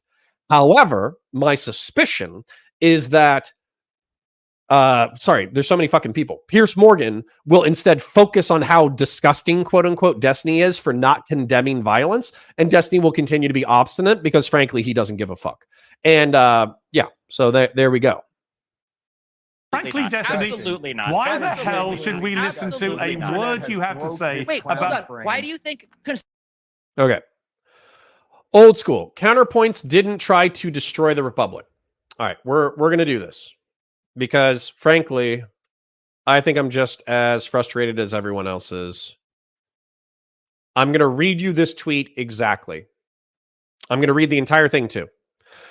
So with the revelation of massive and widespread fraud and deception and working closely with big tech, the DNC, and the Democrat Party, do you throw the presidential election results of 2020 out and declare the rightful winner, or do you have a new election?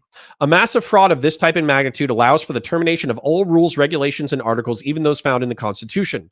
Our great founders did not want and would not condone false and fraudulent elections. You can't dodge that. He's literally saying, if the election is fraudulent, it is so bad, we can suspend the rule of law in the United States of America up to and including the Constitution itself. That's what Donald Trump said. Those are his words. To this date, this is a very simple question that I would love any Trump supporter in my audience to answer. To this date, has Trump in the court of public opinion or in a court proven that there was outcome determinative voter fraud? Has he?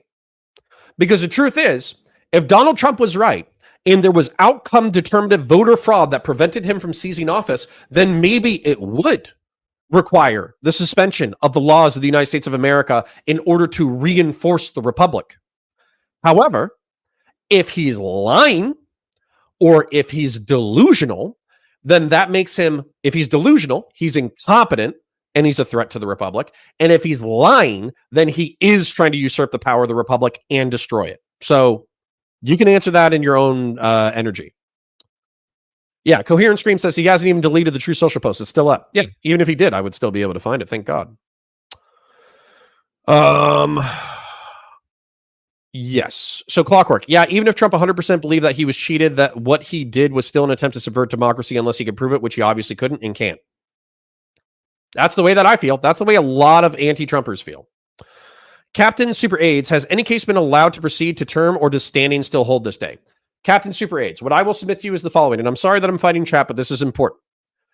He could still do this in the court of public opinion. So let's say that every single court case gets dismissed out of every single state that was relevant and it's outcome determinative, meaning that the amount of votes that Trump needs is actually could be proven in a case to be fraudulent, and therefore it would change the result of the election. I don't believe that evidence exists, but let's say that that evidence exists. He could still take all of those documents and publish it to the public and say, look, here's 12,000 votes in this state that changed the election. Here's why they're false. Here's 50,000 votes in this state. Here's why they're false. And this would have changed the election. Here's all these votes in this state, and this is why they're false, and this could change the election.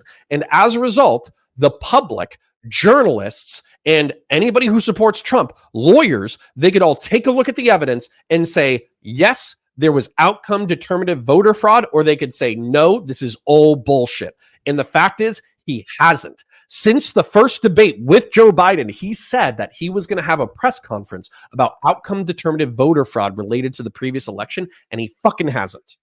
That tells me that it's smoke and mirrors. Now, I am happy to review any information that you have to the contrary that outcome determinative voter fraud occurred. However, I have not been presented with it. Coherent Scream says he raised hundreds of millions to take it to court and fight it, lost 60 cases and stopped fighting and spent the money raised on other things. Pretty much says it all. Well, he could still publish all his findings to the public. I would welcome all of the evidence. I really would. Captain Super A says Garland's favorite work in Georgia, and more specifically Fulton County, could give you a run for your money. You're correct in that the court of public opinion, nobody has attempted to tackle that. Well, I'm wide open on it.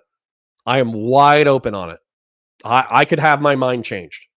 Anyways, sorry for, Garland Favorito. All right, so I'm sorry to Garland Favorito or Favorita. I wasn't trying to insult him by mixing him up with somebody else. Let's continue.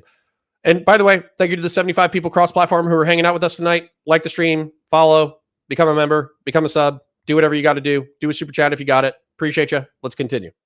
Conservatives haven't been listening to a word that liberals have said about anything for 8 years. Right, what do you but think is why going to should change? they? You think But that if here's my liberals point, come out now Destiny. and they go, "Oh my God, this was so horrible," But you here's think my they're going to point. go, "Wow, that is true." Wait a second. Should also like Charlie, turn the rhetoric down a Charlie, little I'll bring you in at the end of this. I promise you, and you'll get a good chance to respond. But here's my problem, Destiny, with your whole position on this, right? Is that you don't actually have anything inside you that you want the other side to have. You don't have any of the empathy. You don't have any sympathy. You don't care that someone tried to assassinate I'm not Donald Trump. asking for You don't empathy care and that a young sympathy. You don't- fireman you with a don't need family any of that. was I'm not killed in the asking for that. process. You don't Just don't actually. support an You are not insurrectionist. the person you want these other people to be, and all you do is play whataboutery with every question I give you. And I'm just startled. It's not what about it. We're talking about Donald Trump. We're talking about the temperature of this country. But here's a question for the two panelists. What percentage of this event happening was due to Donald Trump's rhetoric? What do they think the answer to that question is? What percentage?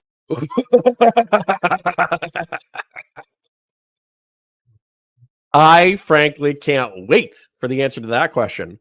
But I do want to point out that Piers has not established that Destiny is a liberal who is just out on Twitter begging for the conservatives to be nicer, and he's begging for them to be empathetic and sympathetic. And when people were making fun of Paul Pelosi, Destiny was crying in his room. He was sitting in his cuckold chair, just jerking one off, just sobbing over Paul Pelosi's poor fate. He hasn't proven that. And so as a result, to me, somebody who relatively is familiar with Destiny and his content, this rings hollow. So the reason why it rings hollow is because Piers Morgan doesn't realize that he's talking to one of the most sociopathic creators in Twitch and YouTube politics. And again, I'm not trying to say sociopathic in order to be insulting. I'm saying, I said this in my video about Destiny that did fairly well. I know people disagree on empathy versus sympathy, but I'm going to repeat it the way that I understand it. Destiny has the capacity to understand your perspective and articulate it back to you and imagine it. He has that ability. He does not have the ability to experience vicarious pain for your loss. Personally, I blame the fact that he was raised by his grandmother because his parents, I think, temporarily abandoned him, and his grandma would adopt dogs that he would fall in love with and then put those dogs down randomly. I think Destiny, I'm serious. I'm kind of memeing, I'm being parasocial, whatever, but I'm kind of serious. I think that he developed friendships with living creatures that he had empathy and sympathy for, and then they were stripped away from him for a reason that he couldn't understand. And so what ended up happening was he cut off that part of his brain at a very developmental young age, and that extended up into adulthood. It's part of what makes him such a talented and interesting person. However, it is something that has come up over and over and over again, where he is dealing with people who are in extreme amounts of emotional pain, and he does not have the capacity to process it in a way that will alleviate their suffering. And frankly, he doesn't care to. So, yeah.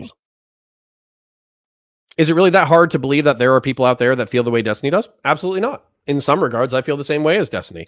My empathy and sympathy is extended to people that I care about, and it's completely cut off for people that I don't care about. My group of people that I care about is much larger than Destiny's, though. Alram says, but Dr. K said you're wrong, so go fuck yourself. You know, 3D says better psychologist than Dr. K. We did it. We armchair psychoanalyzed Destiny. Coherent Scream says, has Piers watched any old Destiny? I doubt it. Percentage could it be that the other side, as we've just heard from Dave Rubin, has spent 8 years calling Donald Trump the new Adolf Hitler, a person who was responsible for the murder of 12 million hold people. on. Piers, are you sweeping? Is Piers sweeping? Destiny asked a very interested and pointed question. Destiny asks, how much of Donald Trump's own rhetoric is responsible for the attempted assassination?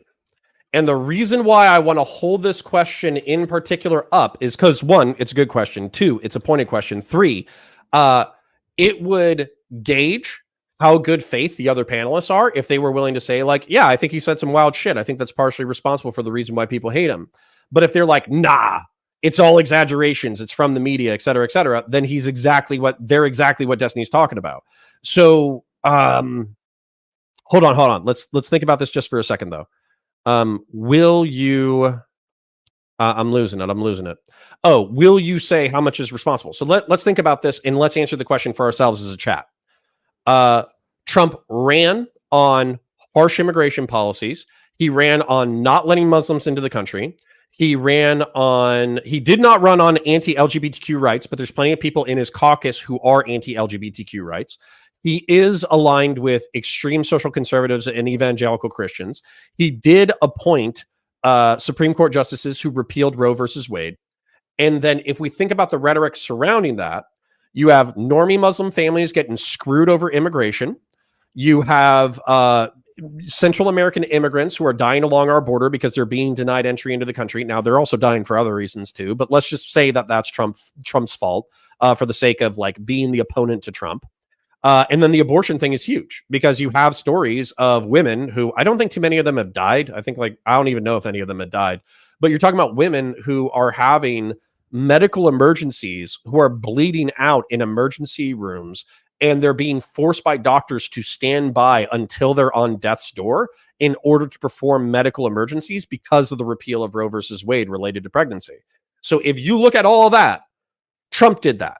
That was no one else. Trump affected those policies and they negatively impacted tens of thousands, if not hundreds of thousands, if not millions of people.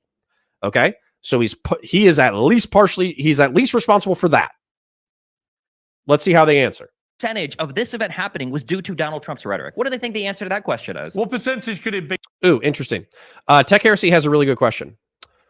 Connor, if Trump wins and gets in, if he appoints a team of investigators and they do find enough fraud to make a difference, would you find it credible or accept the findings? I would read the findings myself. So if I find, let's say that there's something going on where they go to Georgia or Arizona or any of those other places, and they say, we have found 10,000 votes here, 50,000 votes here. None of these can be accounted for. They're foreign people.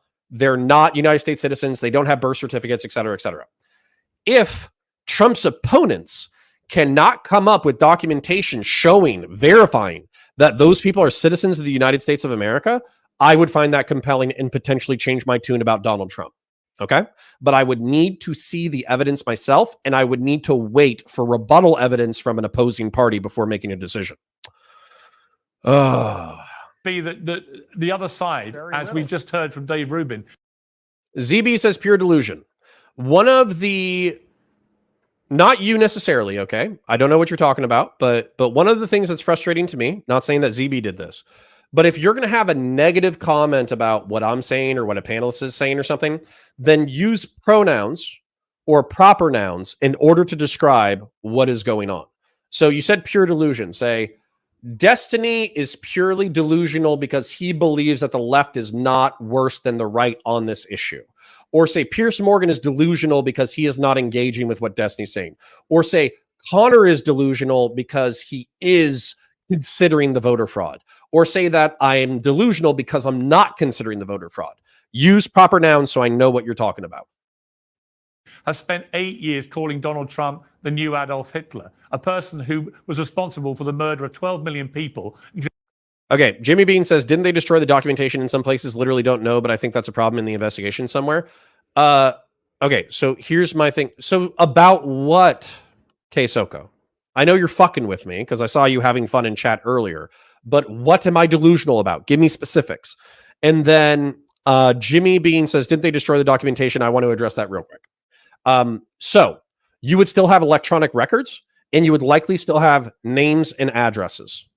So that would be enough evidence in order to verify voters, verify addresses, verify birthing stuff. So yeah, asking us to use pronouns. Jonah boy, smart ass. Let's go. Killing 6 million Jewish people in a Holocaust. Last time I checked, Donald Trump hasn't murdered 12 million people. So much as you would like him to be the new Hitler, he's not. But again, to an impressionable, young, deranged mind who has easy access to guns, that can be easily interpreted as an existential threat, said President Biden. True. Somebody that needs to be put in the bullseye, said Biden. Okay, only last week. And guess what? Somebody then comes forward and tries to... So Captain Super AIDS asked, sorry, this is an important thing, and I promise you we'll get back into a flow. But TK, I'll answer your question as well. Captain Super AIDS says, are we limited just to votes? How about algorithms that activated inactive voters, had them vote, then re-inactivated them? Andrew Paquette's work in New York is another source, Caesar Cipher. I don't know what you're talking about. That activated inactive voters, had them vote, and then re-inactivated them. So do you mean that social media got voters to show up to the polls when they otherwise would not have? Because that's the thing. So this is something that conservatives keep criticizing, because they're talking about social media being used in order to influence the outcome of elections, because people who own social media are disproportionately liberal or progressive. That's a problem, but that's not an illegal problem. And on top of that, that's a problem that we've had for the inception of the concept of democracy. Different institutions are able to promise the populace certain results if they show up to the polls, because they know that if you show up to the polls, that will give them some level of power and consideration. That's actually just how democracy, which I don't like, and republicanism, which I like a little bit more, work. So if your complaint is that liberal and progressive social media organizations are fighting in order to favor Democratic candidates in the election, and isn't in that a way election interference itself, my counter argument to you would be, well, conservatives need to get their shit together and buy Twitter and buy other social media websites, and or create their own social media websites in order to motivate their bases to be as politically involved as possible. Otherwise, they're going to lose the game, because it's not illegal. It's not illegal to encourage people to vote. TK says, why is he twitching so much in his seat? It's because he's on Adderall, which is a stimulant, and also he has ADD, which makes him kind of spurgy. So that's why. Christian Blair says at Counterfire, maybe not tonight, but please, can we eventually watch Mehdi Hassan interview with Morgan? It demonstrates how much of a fucking hack he is. Absolutely.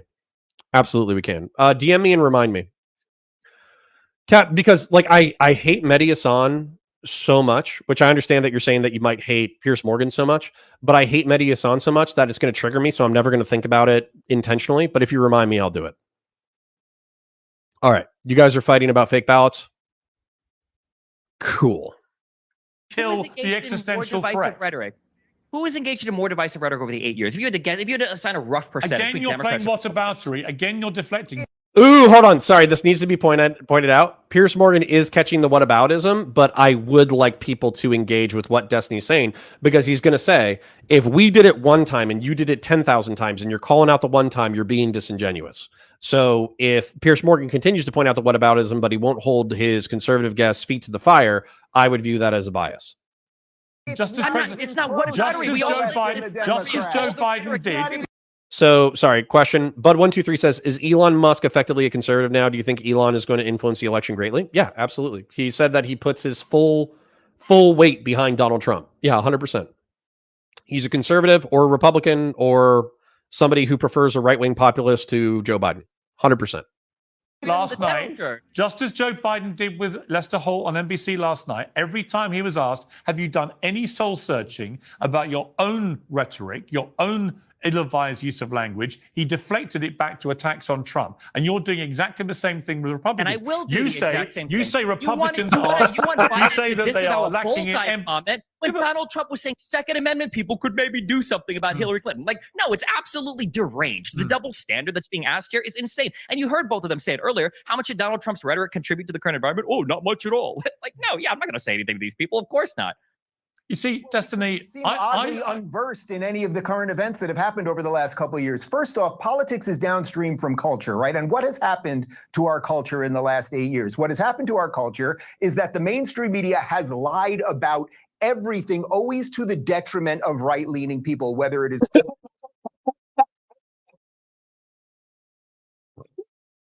Listen, I'm not saying it's good. I'm not saying it's going to win anybody over. I'm just laughing at this face. Please, ladies and gentlemen, consider this face. This face for your consideration. Is the to our culture in the last 8 years. What has happened to our culture is that the mainstream media has lied about everything, always to the...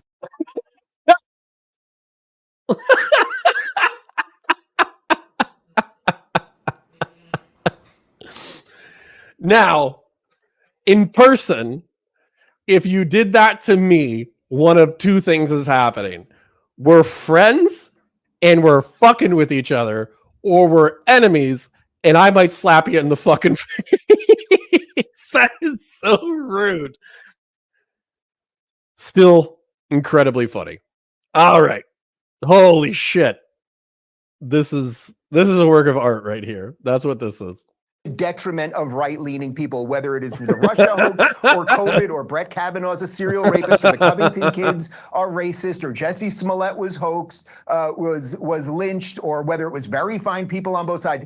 Every single lie always goes against right-leaning people. So they are slightly annoyed and distrustful of people like you and other people in mainstream media who lie about literally everything. So perhaps literally their everything, empathy, like biolabs and perhaps Nazis in their- Ukraine, or like mRNA vaccines that are there are causing Nazis in 20% Ukraine. excess deaths. There it is. Yeah, or the fact that COVID lockdowns were going to go on forever and it was just an authoritarian abuse of power. Or yeah, of course. Like, come on, dude. Conservatives are masters of misinformation, and it's happening right here. All right, let me There's bring in. refusal Let me to bring accept- in. Yeah. Let me Well, bring I in. think- Let me bring Can I in say Charlie. He's been something? waiting very patiently. Charlie, thank you for being so Please. patient. Things have obviously got quite heated quite quickly. Okay. Kudos to Destiny is the fact that instead of just saying like, oh, well, the popular media has always slanted against the right, which I agree with, by the way. I think that CNN, MSNBC, name a mainstream news organization besides Fox, which Fox is going to veer in the opposite direction. But name any mainstream news outlet for the past decade, up until CNN got bought out and up until Twitter got bought out, it all leaned center left and sympathized and empathized with the far left, and it cut against the right and it ignored the moderate right. That's what I would say was the media trend over the past decade. So that is true. But Destiny, instead of chomping down on that and saying, yeah, that actually is true, you know, it is kind of fucked up, I do understand that it's frustrating, which would be my instinct because I'm an agreeable person. So when somebody, you know, tells me something that I believe to be true, I typically, you know, offer an olive branch. Destiny instead says, well, listen, he doesn't even say that might be true. He just moves on and he says, hey, but look at all these other examples of lies and fucked up bullshit that your side has done that it was completely incorrect on. And so I think that's a talent in debate. It's not a talent in conversation, because in conversation, you should be trying to understand each other. But in debate specifically, moving past your opponent's point and then bringing up an equally damning point, I think is a talent. Let me give you your chance now to have your say after what you've been hearing from Destiny. Yeah, well, first of all, Destiny represents to me a certain subsect of the left, I won't call it everybody, who likes to bully others into saying exactly what they want to hear. And if they don't say it, then you all of a sudden are the problem. And they handle it exactly like he's been handling it on the show. It's like a child throwing a temper tantrum. You can't get a word in edgewise. They just kick and scream and yell until you ultimately say, I've had enough. Just say what you want to say and back down. And that's exactly what we see a lot of times from people on the left.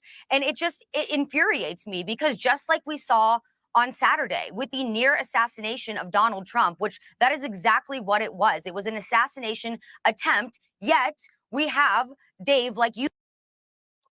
ZB says, unconstitutionally requiring people to take experimental medical intervention that you have no legal recourse against, total misinformation, bro. So ZB, what I would cite to you is in the private sector, this was conditional, and working for the public sector is not a right. It's a privilege. Being in public service is a privilege.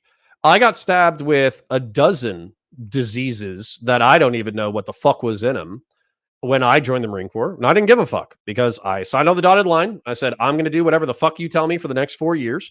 I will go overseas and I will literally lay down my life and get blown the fuck up or killed or shot or raped or murdered or whatever. And as a result, for the next 4 years, I'm basically going to do what you say, as long as it's, you know, ostensibly legal. And so to have people kind of like puss out over a vaccine or whatever, like I got vaxxed and I got the second shot, but then I left it at that. And then I caught real COVID, and I'm just going to let my natural immunity do its thing. But at the same time, if you look at what happened from a helicopter point of view, what the experts said was hyperbolized in various directions, but it's true.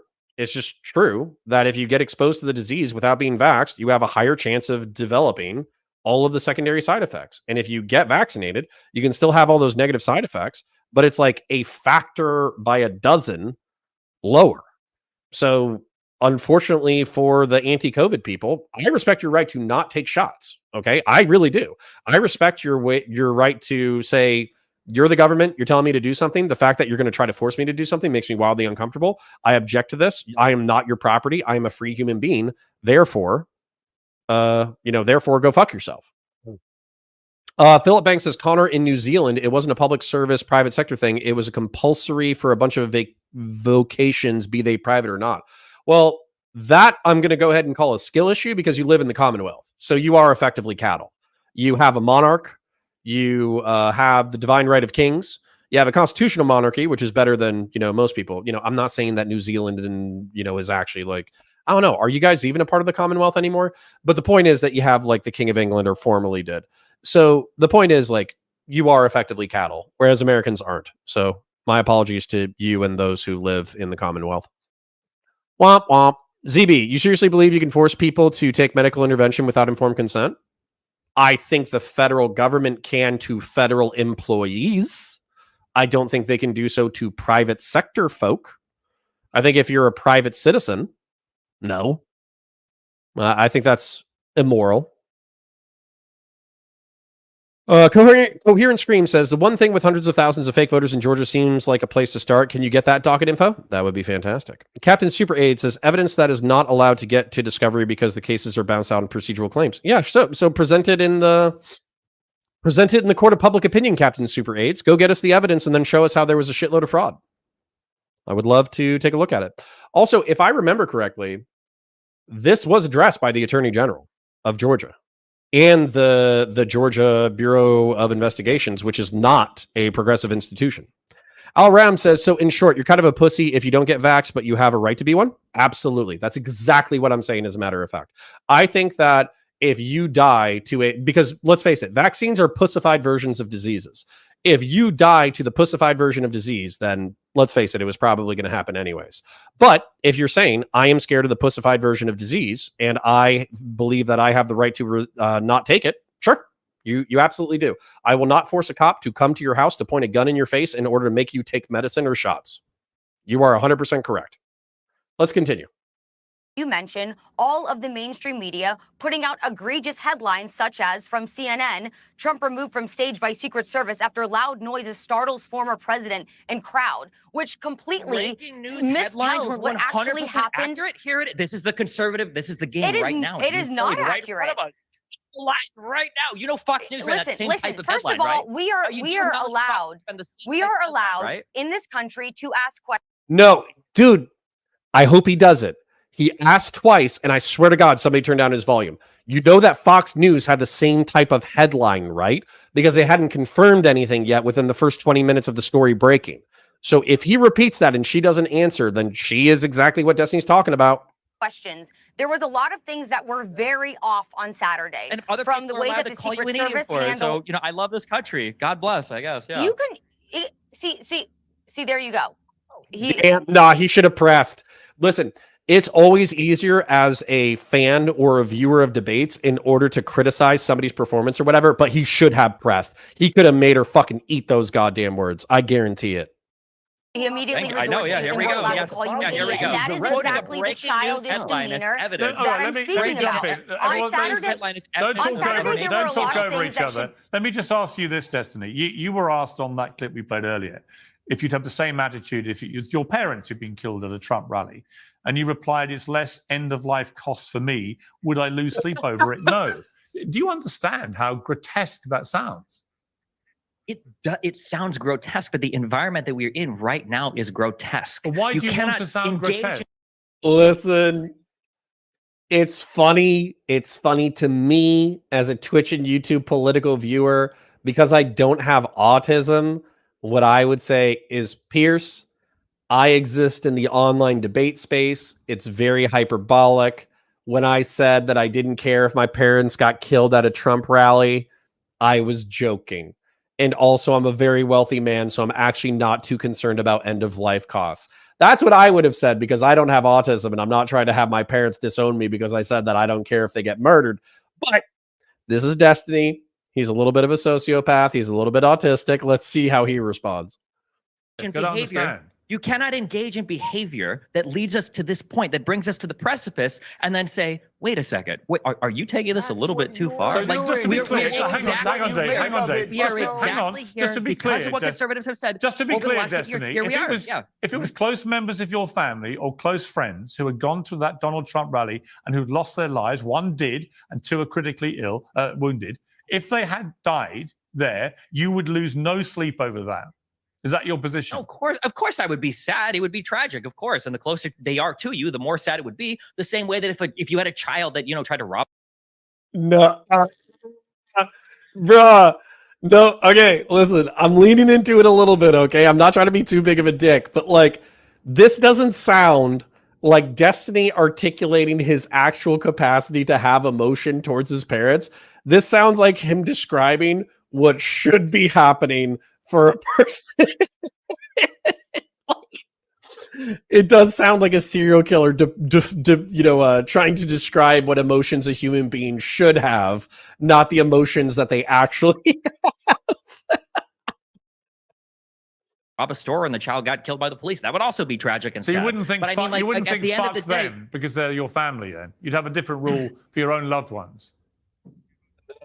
Would I feel more upset if a person very close to me died rather than a person farther away from me died? Yeah, I think the answer there is yes. Yeah, but you weren't just change materially anything. just to be clear, you weren't just not upset by the death of that firefighter who'd given great service as a firefighter to his country. You were gleeful and you said, "Fuck him, fuck him." I'm not. It's Would not you about say being gleeful. fuck It's about them saying if it was it's your not- family? So hold on.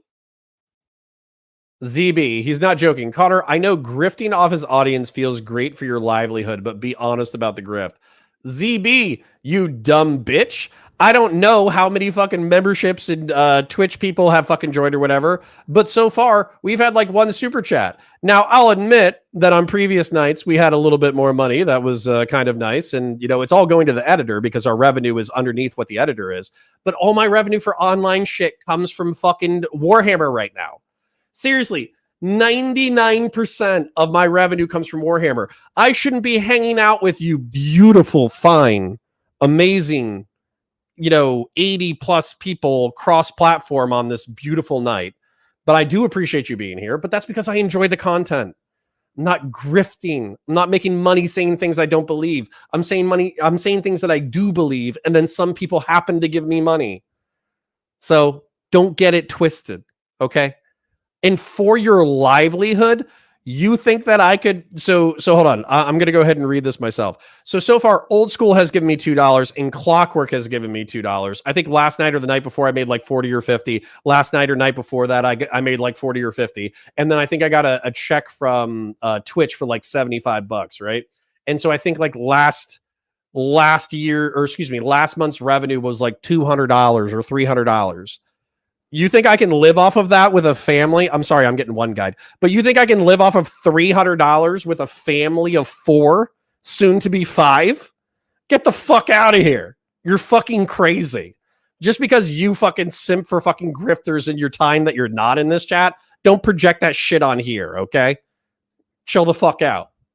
It's because he was a Trump supporter. I would say that if they go to a rally like this and they support an insurrectionist president and something happens to them, I would feel sad on a personal level because they're my parents. But again, I learned from them more than anyone else. I grew up in Nebraska. You learn that if you mess around and if you do dumb stuff, that there are going to be consequences. And would you think? All right. And would you be happy to say, you know what, fuck them? About your own His parents. rhetoric is far more dangerous than I've ever heard anything that Donald Trump said. What he's saying right there, he is saying you should have no empathy or sympathy for your fellow human. We can all disagree. We can disagree about politics, of course. We can even disagree about how the media frames things and everything else. But he's basically saying show up to a rally and get killed, and that is absolutely psychotic. I'm sorry. And the other part of this that's strange when people are calling for unity right now is if this had happened to Joe Biden, if Joe Biden had been shot at and had part of his ear blown off, the very people calling for unity right now would be calling for the... Hold on. Gray Jedi asks, wait, you knocked up mama points again? Nope. But we have one 6-year-old, one 1-year-old, and we're talking about having another one in the next couple of years. So basically, probably within a year, we'll have another kid. And so, sorry, I'm going to overshare just because I want people to understand this dynamic, because I want you to appreciate the sacrifices that I make for you fine folk. I work 40 hours a week at a normal wage cage job. I make a few $1,000s from that. PV pays me a little bit of money for my consultation with, you know, them and all the work that we do for them.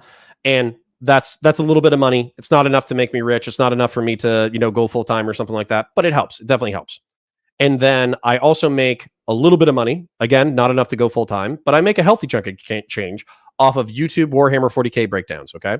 So all in all, I'm doing well. I can pay my bills. I have a few hundred to a few thousand, sometimes, not all the time, right? There's better months than other months, but I have a few hundred to a couple $1,000s of expendable income that I can use to invest back into the channel, to work on projects, to pay for art, to pay for my editors, et cetera, et cetera.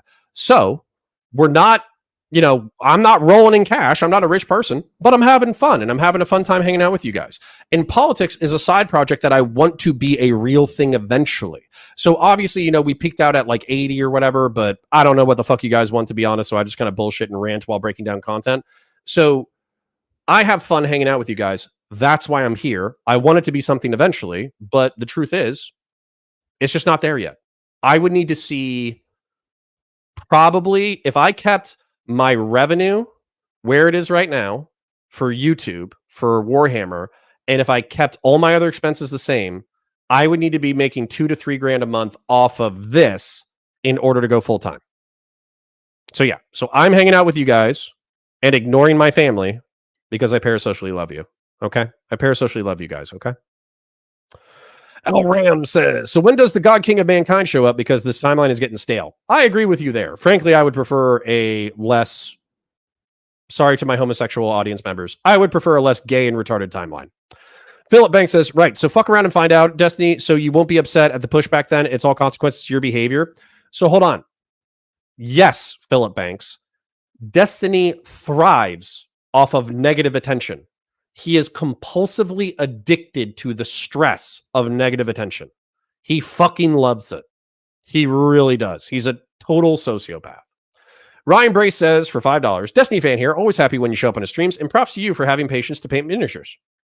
Thanks, King. I appreciate you. Let's continue. The rest of us to be put in jail. So there's a strange asymmetry there as well. And I would ask this. The strange asymmetry was Biden trying to make a phone call to the wife of the killed firefighter and her rejecting the call, and Donald Trump not even reaching out. Okay, that's the asymmetry. When you talk about it's just politics, this is the cancerous brain rot that conservatives have fooled everybody into thinking. It's not just politics to think that vaccines will kill you. Okay, I've got 3 dead family members from COVID. My mom won't get a vaccine. Okay, after both of them were in the military. These guys went up and down. I'm not vaccinated. Thank God. Don't worry. See, hold on. He's missing the point, you fucking moron. Hold on. I'm not going to rant yet. Let's see what else has to be said. So Destiny says, politics is not arbitrary. This is like the first note that I'm taking a while. Politics is not arbitrary, and conservatives are delusional, thinking that it's all just virtue signals and tax breaks. I'm going to go ahead and take that out of what he said, even if he didn't say that verbatim. We can all tell. God. My parents went up and down a line when they did basic training for the Air Force. They got 20, 30 vaccines each. My dad has a vaccine injury in his shoulder. And the idea of not getting vaccinated was unconscionable to them until the conservatives spread these messages that are just politics. Let me ask you this, Destiny. Let me ask you this, Destiny. Let him talk, Piers, you fucking loser. What a fucking idiot. So, sorry. Anyways, this is a point that actually needs to be made, okay? Destiny is saying that politics is not arbitrary, which is 100% true. Who lives and who dies in the Middle East and North Africa is determined by who is president of the United States of America. It shouldn't be that way, but it's true. Then also, how cheap and how expensive goods are is reliant on American military and economic hegemony. That is important. And if we elect an isolationist president, you can damn sure fucking make sure that the global economy, I don't want to say collapses, but it takes a hit. Also, if you're a Mexican, Central American, if you have family in Central America or South America, and you get an anti-immigration president, that affects you. If you get a hawk Sorry, I need to breathe for a second. I was yelling so much that I got out of breath. This is how you know that you're getting old. The point is that if you're from the Middle East or North Africa, or you're Hispanic, or you're gay, or you're trans, it's not just tax break and culture war shit. It's actually like shit that could affect your life. Now, my point is, some of these motherfuckers exaggerate how much it affects their lives in order to virtue signal on the internet. However, the fact that Dave Rubin can pretend that like being not vaccinated is like, thank God. Really? That's like your biggest problem right now? You multimillionaire Los Angeles living fucking married homosexual? Are you serious? Like that's your biggest fucking issue is not taking a shot that statistically would not have killed you? Are you fucking serious? Because right now people talk about privilege. That's showing your fucking privilege, you fucking idiot. Somebody was saying play another 5 seconds. We will. Online Paradox for $5 says, personally, Connor, I really enjoy how you recognize the nuance of complicated topics when it's so much easier just to pick a side. Here's $5. Thank you kindly, King. I sincerely appreciate it. And also, I'm going to toot our own horns, okay? We do not have the biggest following in the world, but we do have a good time. We do have a damn good time as a channel. And what I hope people recognize, people have accused me of being verbose. People have accused me of over-explaining things. What I am thankful to you, 75 fine people and 90 plus people who have shown up throughout the night. What I appreciate about you fine folk is you will indulge me in a good rant that articulates multiple perspectives that I feel need articulation in order to be understood, to make the world a better place. Vaccine actually was one of the worst things you could have done for yourself. Thank God I didn't get vaccinated. I thank God every single day I didn't get vaccinated. Let's not get... What a fucking moron. Hold on. Let's watch this because this might be the stupidest exchange of the fucking night. Destiny. Let me ask you this, when the science has shown that the vaccine actually was one of the worst things you could have done for yourself. Thank God I didn't get vaccinated. I thank. So Destiny is saying that you have conservatives who are normally hyper pro-vaccine, who are normally hyper pro-vaccine up until Trump and conservatives in general made them anti-vaccine, and as a result, this has caused deaths. Dave, being a fucking moron, and this female, sorry, miss, I don't know your name, but I'm going to be rude to you as well. Fucking moron. They're saying, thank God that we didn't take the vaccine.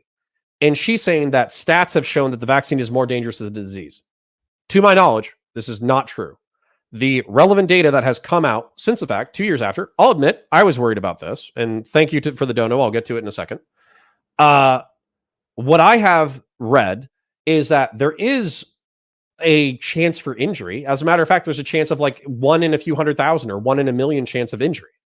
That is possible. It's possible to get injured by the COVID vaccine. But the risk is effectively halved if you get the first 2 shots. So what the fuck? And Sultan Al Fahim, see? He's Kuwaiti or something.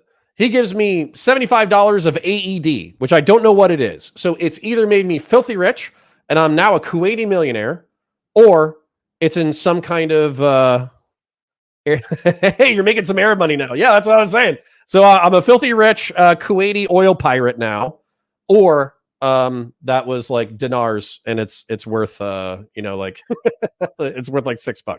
But thank you, Sultan Al Fahim. I sincerely appreciate your dono. I do appreciate seeing you in chat. It is fun. It is fun seeing my regulars. And somebody said play another 5 seconds. So let's see this, because Charlie or whatever the fuck her name was absolutely is about to say some dumb shit. Thank God every single day I didn't get vaccinated. Let's not get. I don't want to get. Look, I don't want to read. I don't want to get back into COVID. I don't want to get back into COVID, right? Hang on, Charlie. Asymmetry of it all. Hang on, Charlie. I don't want to get down into COVID again. I want to stick to this story, and I want to ask you, Destiny, about Elon Musk, who is responded to one ex-user. Thank you for the approximately $20 based off of the exchange rate. It is sincerely appreciated. User who was calling for him to demonetize you on the X platform, and he said, "You're right. This is not appropriate content for advertisers because of the offensive tweets you were aiming at Trump supporters." What is your response to Elon Musk? the same response as it always has been. Elon Musk is a thinly veiled, I would say, like anti-woke, anti-SJW, basically right-wing supported guy. And if you say things that they don't like, of course they'll demonetize you, they'll cancel you. Conservatives are some of the least principled people in the universe when it comes to freedom of speech. As soon as they have any power to demonetize or spam report somebody's sponsors or anything like that, of course conservatives will jump onto it. My account also was demonetized, I think in like 12 hours. Thank you very much, Elon Musk. Although I do notice that my docs has been floating around Twitter for 2 days now, and tons of accounts that I've been reporting that haven't been banned yet, but I'm glad we've got our priorities straight there. He's such a parasocial not parasocial. He's such a fucking smartass, and that's why people like him. His private information and his address are floating around on Twitter, and people are DMing him, threatening to come kill him. He's laughing and shit posting on a mainstream news channel, and he's insulting the world's richest man who personally came down in his Twitter feed in order to demonetize his social media account. That is fucking hilarious, okay? You don't have to like Destiny. You can think he's a piece of shit. You can hate his rhetoric. You can think he's a hypocrite. You can think he's a cuck. You can think this. You can think that. It's fucking entertaining, okay? It's entertaining. That's why he's where he is, and that's where I am, okay? I'm not a multimillionaire fucking jerking off doing whatever the fuck crazy shit he's doing. It's because he's a fucking sociopath, entertainer, creator. That's why, okay? And then I think it needs to be remarked, though. It needs to be remarked. I was shit talked for 90 minutes by Destiny and several other creators for daring to presume that there was a progressive social media bias on Twitter exposed by the Twitter files that was now going to change that Elon Musk had purchased Twitter, and that this was historically significant, I think is the term that Destiny used during the debate or whatever. And I was roundly mocked for like 48 to 72 hours. And yet, here we are, almost a year later, and I don't think anybody is going to say, oh, it's just terms of service, bro, get over it. There's no conservative bias to Twitter. That's not going to fucking happen. And so everything that I said back then was true. Everything that I said now is true. And I would frankly love to hear the explanation from everybody in the room right there and ask them, do you think that now that a conservative owns Twitter, there's a libertarian, right-wing, dissident right, or conservative slant to the social media platform? And I almost guarantee you, to a person, they would say yes, 100%. And I would also laugh at their bans, because I would just say, don't break terms of service. Again, here's what I think we're all struck by. Your position seems to be that anyone from Donald Trump to his supporters who represents their thinking, their ideology, their political views, that if they are killed by an assassin at a rally, then they deserve what's coming to them. And in your words, fuck them. I mean, do you not understand that to most decent Americans and to decent people around the world, that is incredibly offensive and makes you look like a two-faced hypocrite, somebody who wants the other side to behave to a certain level of decency, but is himself incapable of displaying it. The conservatives don't have it in them to have that level of decency. So why don't you rise to a higher bar? Why don't you yourself show them the promised land, Destiny? Show them the way they should be behaving. In order for this argument to work, Destiny would have had to make an argument to improve discourse by being civil.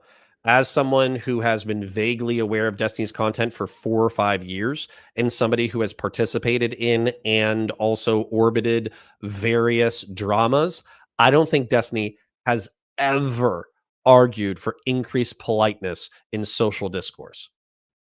Doing it for 8 years, there's nothing to be gained there. So instead, we'll just have a laugh instead. When you're asking for this type of decency, you're saying like they did for Pelosi's husband, like they did for BLM people, like they did for the endless. He didn't die, but he got the crap beat out of him with a hammer, and they made jokes about his gay lover. Yeah, and by the way, the jokes were disgusting. Why can't you say the same thing about the people making mockery of Trump? Why do you join the mob? It's not just the jokes. It's the underlying substantive analysis as well. It's the lack of responsibility for January 6th. It's the lack of responsibility for the Gretchen plot. It's the lack of accountability for all the comments made about it. No, See, I'm gonna have to call Piers out right now. If you wanted to hear what Destiny had to say, where he is saying, I no longer care about respectability because conservatives will not own that the Gretchen plot was fucked up, that the Pelosi thing was fucked up, that the Aaron Bushnell thing was fucked up, that the guy who got murdered because he was an ACAB guy and he got stabbed by a homeless person, that was fucked up. If you're not going to allow him to articulate all those cases in which conservatives, including myself to some degree, were either callous or making fun of people who were seriously injured or dead, then all you're doing is you're moral frogging. And on top of that, you're moral frogging to the wrong person. Again, I have not seen Destiny moral frog about increased politeness in social discourse. I don't know if I've ever seen him do it. BLM protesters, by your George yardstick, Floyd, for all of these. But by your yardstick, what the Republicans should do in response is simply say, fuck all of them. Fuck them all. Who cares? Piers, that's what you're not understanding. Piers, listen to me. This is what you're not understanding. You keep bringing this up to me. Like, well, Destiny, if you act like this, aren't conservatives just going to do? Back your words and then you say to a thing, but they've done this for 8 years. Right. So they're going to continue to do it. The other side is horrendous. Therefore, I'm going to be even more horrendous. It's so unprincipled. The horrendous part about the conservatives isn't just the rhetoric. It's the underlying factual denial of reality. That's the biggest. That's the huge issue. That's the big bad part. Let me bring Charlie back to respond to that. Charlie? Yeah. So again, Muslim immigration, Hispanic immigration, COVID, international affairs, isolationism, Israel, Palestine, what else? Ukraine. These are all things that have policy implications that will kill tens of thousands, if not hundreds of thousands of people. So it's not just hyperbolic rhetoric that we're concerned about. It is tens of thousands or hundreds of thousands of people who will live or die based off of who wields power in the United States of America. And based off of my personal estimation, you don't have to agree with me here, my personal estimation is that Donald Trump, based off of the way that he reacted to the election mostly, but also his time in office and his lack of achievements, is unfit for office of the President of the United States. That is my personal opinion. Now, the Democrats are fucking up because, one, they've used such hyperbolic rhetoric that somebody has actually tried to shoot him in the face because they said that he was an absolute monarch, which I don't think is factually true at all. And then, two, they have effectively put up another candidate who is a corpse. So they are not making it easy for moderates to go against Trump because it's either a corpse or an asshole. So, anyways. Yeah, I mean, I think it's the opposite. I think that, Destiny, you are completely fueled solely off of emotion, whereas I think that, I'll say conservatives, even though I think that it spans past conservatives, when they look at the facts of the summer of BLM, the BLM movement as a whole, January 6th, this assassination attempt, when you look at the facts, things unfold before your eyes and they reveal themselves to be actually what they are. There's a lot of evidence that has come forth since all of these events in the past have occurred. And they have shown that exactly what conservatives were saying were absolutely correct. Just like the assassination attempt on Saturday, we look at what went wrong. We look at not only was this one rooftop unguarded, but how did the gunman know that the rooftop was unguarded? Why was it that local law enforcement? This is Piers Morgan's fault for inviting a bimbo talking head. You need to be better at debate. You know what? I know some of you don't like Lauren Southern. Lauren Southern can hold her own in a debate. You know why? Because she actually reads the Wikipedia and or the news articles surrounding the item that she's arguing about. And on top of that, I know that you might not believe it, but she actually has an internal monologue and the capacity for creating original thoughts and the ability to fight based off of those thoughts and beliefs in real time, which I actually find admirable and respectful or not respectful, but I find that admirable because it means that she actually has a soul and a consciousness that is capable of processing information. When I hear this woman say that all of these facts have lined up with the conservative narrative, and then Destiny says, what facts? Please explain them to me. And she says How did the shooter know that this roof was unguarded? It sounds like she's jumping to the fact that it was an inside job, which, no offense, makes her a fucking moron.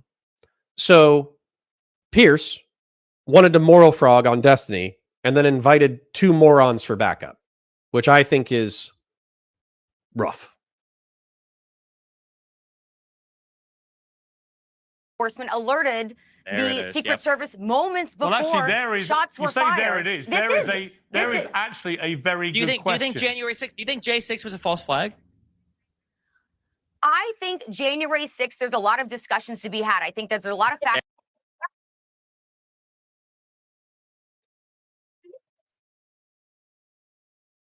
Yes. Yes.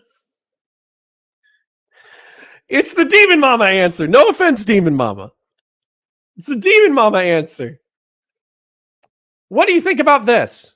I think so many things. I think so many things that I can't even tell you all of the things that I think about this thing.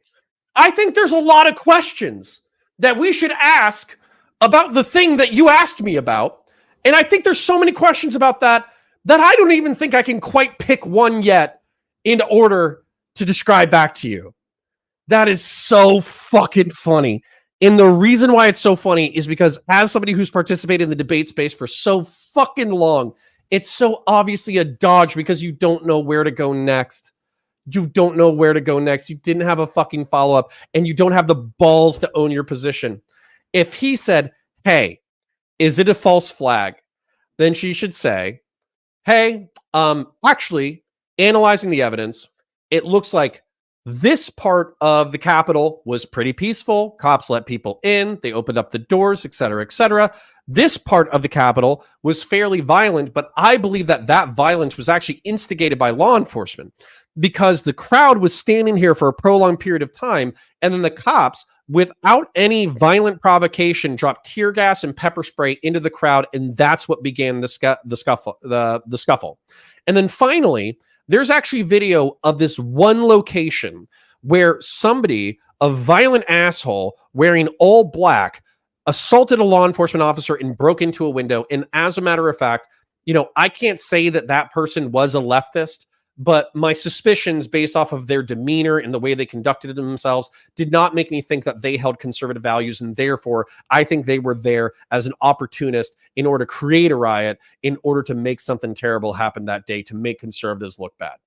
There you have something meaty to engage with because you actually have a series of facts in order to, pour over. Whereas what she did was the fucking Demon Mama answer, which is hilarious because that's like Twitch politics debate 101. What's hilarious about Piers Morgan interviews and Piers Morgan debates is I've seen better fucking debates on autistic ass Twitch and YouTube politics. Get the fuck out of here. Christian Valeris, is Piers going to condemn her answer? No, obviously not. They're on the same fucking team. He's going to let it fly. Jonah Boy said they had 4 years to come up with an angle on January 6th and they still have nothing.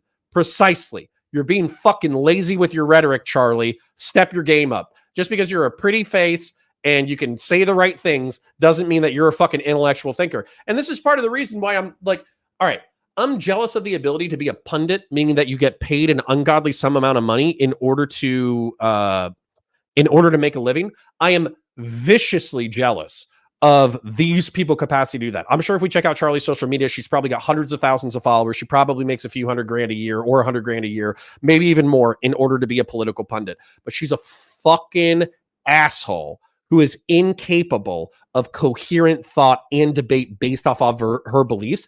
And I would so much rather be me with the ability to understand and synthesize information than her repeating bullshit talking points.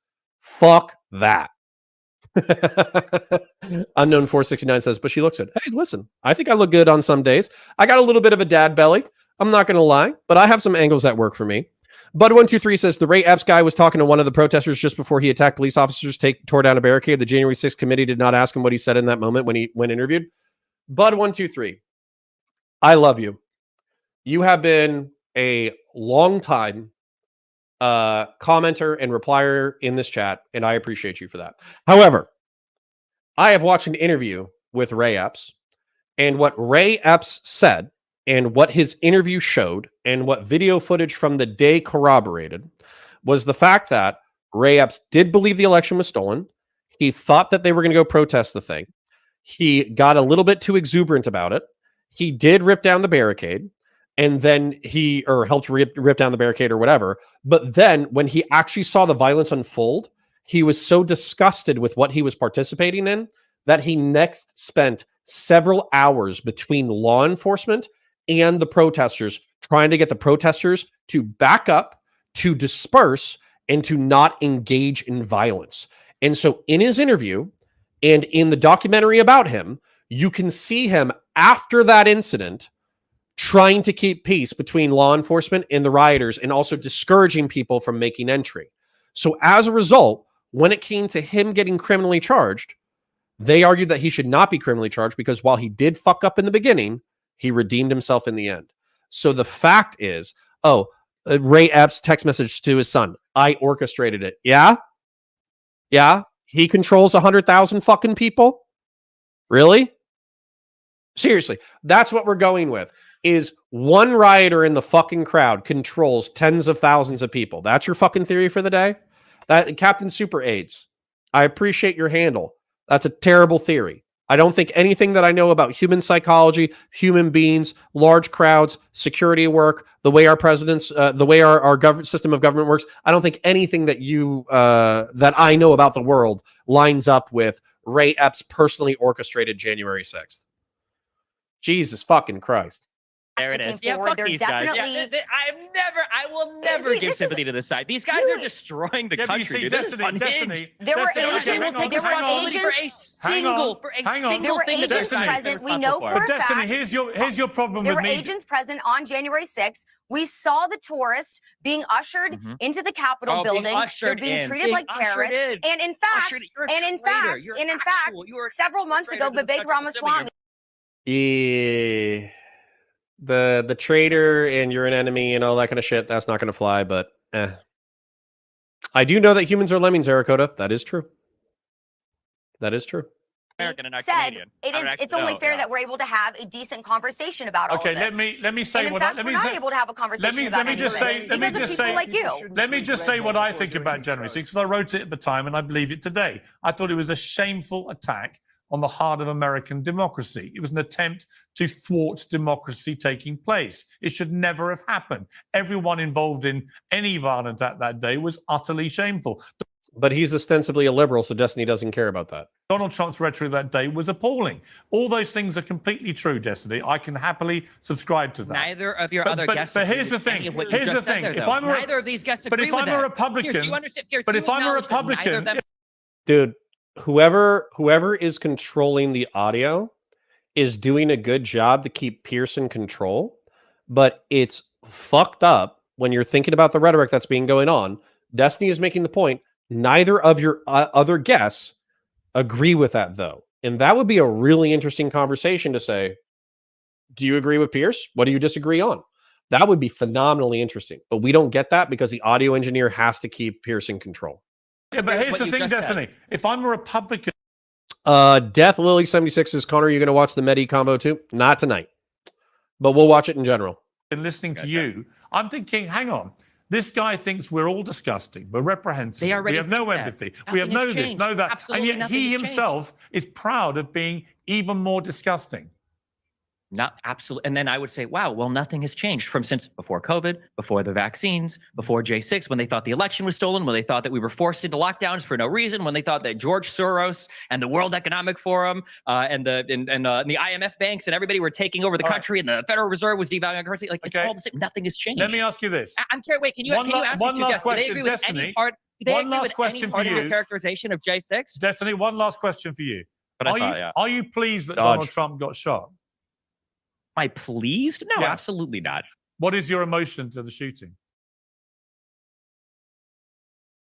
See, here's my thing. Am I pleased that Donald Trump got shot? I'll put it this way. If Donald Trump had gotten shot, I wouldn't have lost sleep over it. I would have thought it was predictable.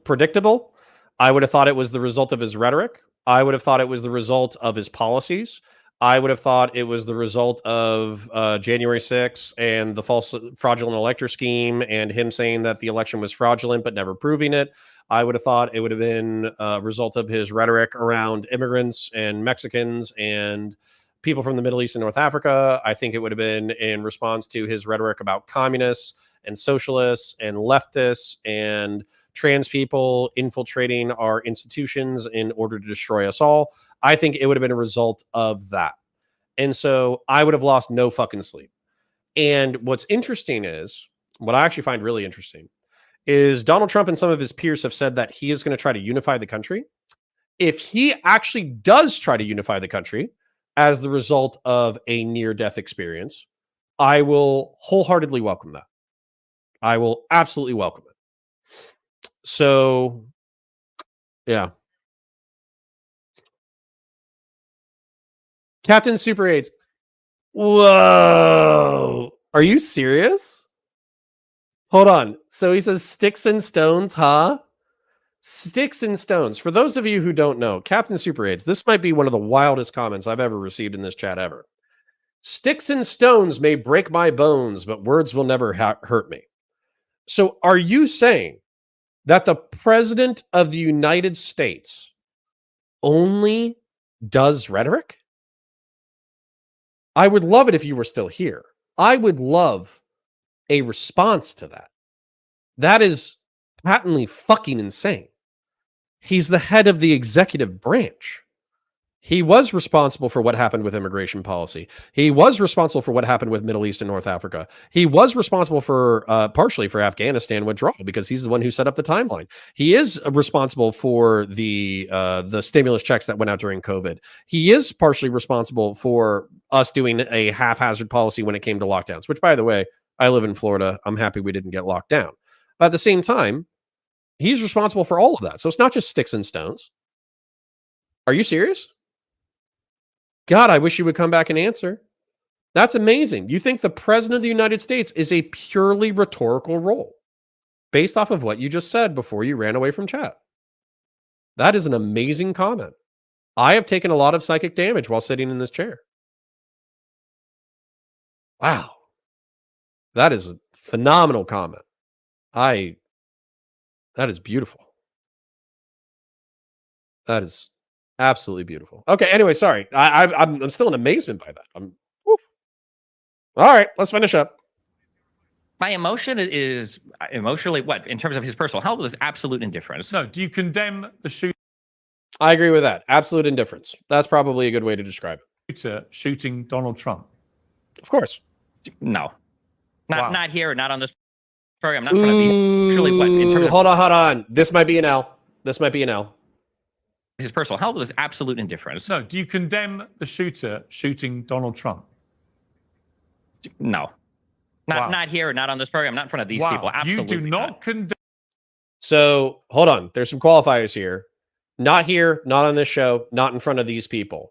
And so they're taking it as you don't condemn the shooting at all. And he's saying, give me a concession and I'll think about it. But that's not what he said. I get it. I understand why. What's his face? It's not J Mac. Willie Mac. I understand why Willie Mac was frustrated by that comment. Let's see their reaction. This is a beautiful, beautiful reaction. I don't think they have like particularly good verbal comprehension. So I'm not really excited about what their responses will be, but I'm sure it will be enthusiastic. Let's see what they have to say. Them, a deranged not in front of these shooter people. Shooting you are Donald truly Trump. Just a child. This is not. Actually, this is not a competition you know here. what, We're Charlie? just trying to be decent human You know what, beings. Charlie? It's not actually the behavior of a child. It's the behavior of somebody who's completely lost his moral compass and any sense of decency. You're right. A child wouldn't And I'm going to go to Dave Rubin. Let me let Dave Rubin respond to what you just heard from Destiny. I mean, it's actually one of the most disgusting things that I've ever heard in my life. My entire staff in my studio right now all gasped at that. When I happened to be at Target, the store Target we were checking out when I saw it on Twitter, and my heart actually sank. And I know that is the feeling of... Oh, you pussy. All right. This was I'll say it. It's kind of an L. It's kind of an L. The reason why it's kind of an L is because it should be easy to say that, like, yeah, assassination or attempted assassination, no matter what, it's bad. Okay, shooting's bad. Okay, guys, assassination is bad. Okay, nobody should get assassinated, et cetera, et cetera. He should be able to say that shit. But what's funny here is Destiny doesn't know this at the time, but he does find the Hammer Time tweets from Dave Rubin for Paul Pelosi, and he does find the Aaron Bushnell tweet where he says that the squad should effectively kill themselves by setting themselves on fire, making a joke about Aaron Bushnell killing himself. So this moral frogging, again, I wish I could say the F slur, but I won't. It is simply amazing that Dave Rubin, look at him right here. He's holding his heart. He is emotionally hurt by what Destiny has said. I don't think this emotional heart is real. I think it's either performative or it's not well thought out. But it's interesting. It's funny. So you know what? I'm happy that there's an incentive, right? Anytime there's a big drama with Destiny, anytime he pisses off the entire internet, there's an incentive for folks in his orbit to find a reason to come onto his stream to yell at him, so thousands of people can watch you yell at Destiny about his take, and therefore you can win a few dozen people over to your side, and then maybe they'll come watch you stream, right? That's the incentive structure for a Destiny Orbiter, is since he's a debate guy, just get on his show, debate him, yell at him, especially whenever he's in a big drama. It's a great way to temporarily boost yourself. However, somebody was saying that I should do that, and I was like, well, I don't know his take yet, and I don't even know if I disagree with it. I am happy that I held on, because while I can admit that this is a rhetorical L, I understand the underlying point, which is basically, I'll admit it when these fucking brats admit anything. And that's they won't. So he won't, which is petulant and childish, and I would never do it, but I understand it. Pondering Politics says, be sure to watch Pierce's follow-up with Mehdi Hassan. He also roasts Pierce for the double standard. Interesting. I've been live for 3 hours, and that's typically how long I run. So we're obviously going to finish this and answer any questions in chat. But I promise, Christian Valeris asked me to do it. Somebody else asked me to do it. You have asked me to do it, and you donated. Thank you, Pondering Politics.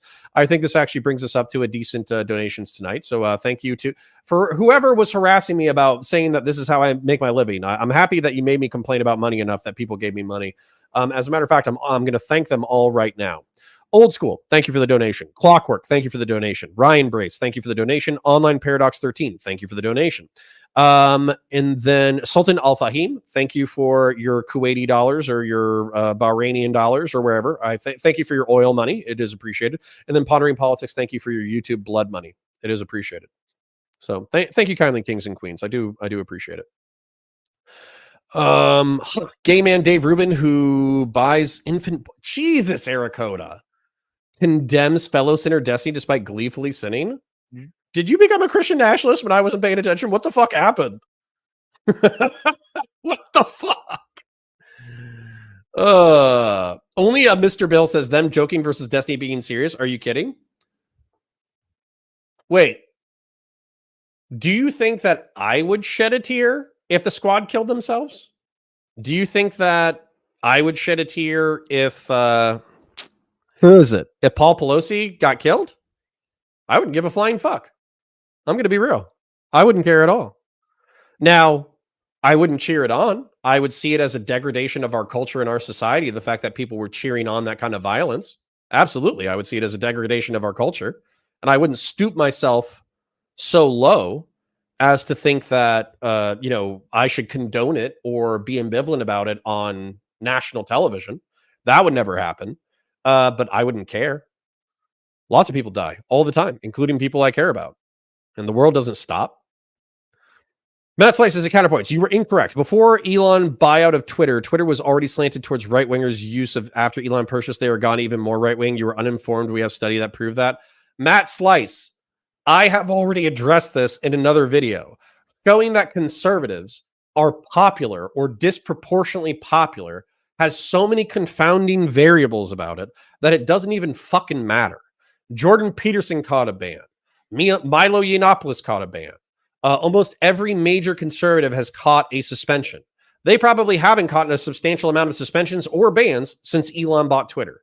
Not only that, you have to think about the novelty of being the villain in a realm in which you can basically throw blood out into, you can chum the waters for engagement. So, of course, conservatives were more popular because they were able to chum the waters with rage bait and get shitloads of engagement. That proves nothing. Just because, and by the way, if you want to articulate how the study that you are saying is different than my understanding of it, but simply stating that conservative pundits are more popular on progressive social media does nothing about terms of service or culture leaning progressive or liberal before Elon's purchase of social media. It's delusional at this point, in my estimation. Grey Jedi says at Counterfire, do you have any views on Amber Rose being a talking head at the RNC? I think it's bad, but she did a great speech. I do not want a liberal hedonist, effectively a prostitute with a forehead tattoo. I don't think that that should be representing conservatism. She shouldn't be representing social conservatism. She shouldn't represent Burkean conservatism. She shouldn't represent republicanism. She might be able to represent fiscal conservatism. So I think it was probably good, but I disagree with it. Online Paradox 13 says, I respect self-shilling. Well, thank you for tolerating it. Christian Valera says, as ZB, type out what his views are exactly. Lol, I already know that, but I would want to see you type. Based. K Soko with the $20. Hey, we're going to get to go full time pretty soon because you guys are being so generous with the donos tonight. Thank you kindly. Ericoda says, A, became a Christian, still haven't decided which denomination, but thinking about joining Eastern Orthodox. Okay. Be careful though, okay? Because, you know, the whole like Dave Rubin is a degenerate sodomite hedonist because he wants to diddle his own children. That's a little extreme for me, personally. Matt Slices at Counterpoints. Okay, what is the name of your video? I will look at it. You would have to type in...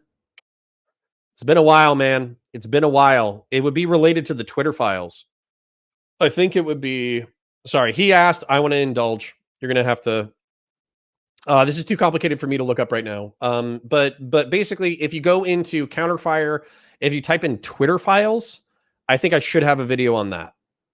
So I'm sorry that I can't be of more help. Oh, more money?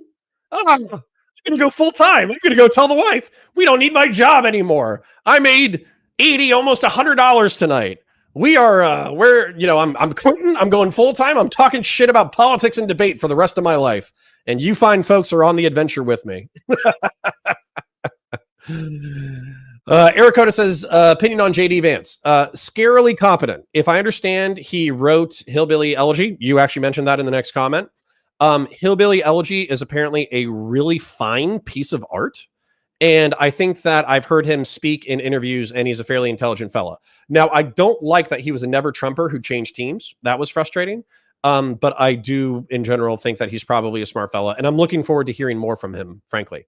SMP for $10. No comment. Thank you, King. Magni Poor Bjornson says, this is only because you guilt-tripped me into donating to you. Thank you, sir. You don't need to feel guilty. Your presence is enough for me, but your donation is sincerely appreciated.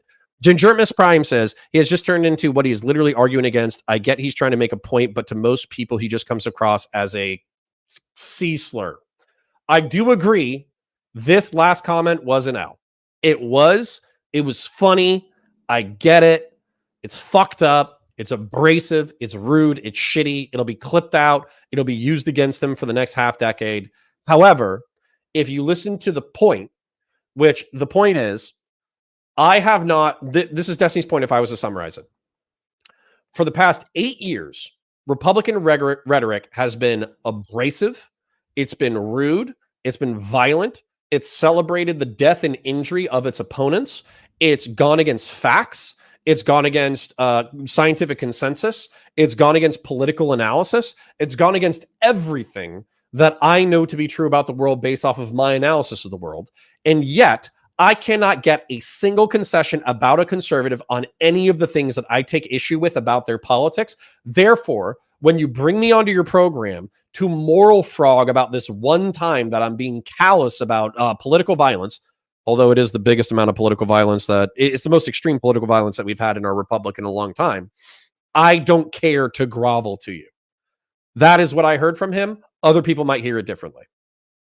Probably 200 plus, if not 300 plus million Americans, even many of whom would vote against Trump and do not like Trump and all of those other things.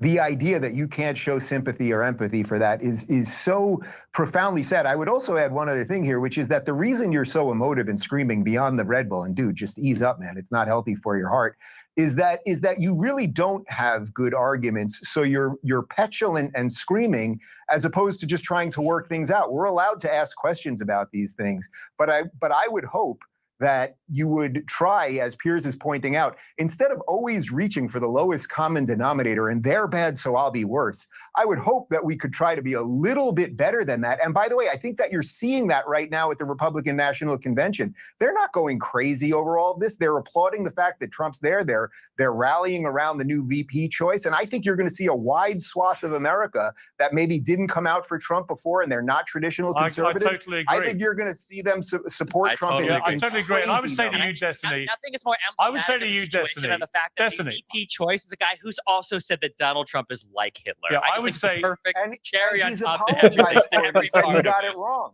Yeah, I would say this to you, Destiny. Lester Holt asked Joe Biden last night, has he had any soul searching? Right. I think after this debate, you may want to just go away quietly and think about some of the answers you've given and think about the double standard of demanding a certain pattern of behavior from others that you do not sign up to. There are no more standards And in American you may or may discourse. not take There my are no more advice. standards. You may or may not take my advice. I'm just saying, on reflection, you might conclude that the best way to persuade other people to behave in a better way is not to behave in an utterly degrading way yourself.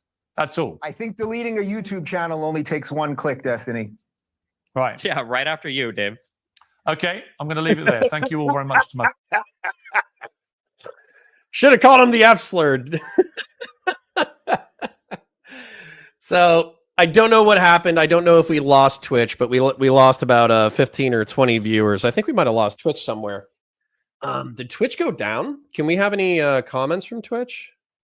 It says we're live, but anyways, point is that roughly 80 to 70 to 90 of you hung out. For some reason, we just got a shitload of donations towards the end. So I do want to thank you again, and I'll actually read them again too. So Pondering Politics wants me to follow it up with Mehdi Hassan. It is getting late. I do have to work. I do have a family. I do appreciate all the donations. I really do.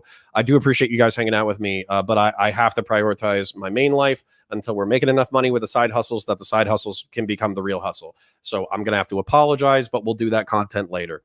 K Soko, thank you for the $20. Sincerely, honestly, it's a healthy chunk of change. It's a decent amount of money. I understand that working people are, they're getting by.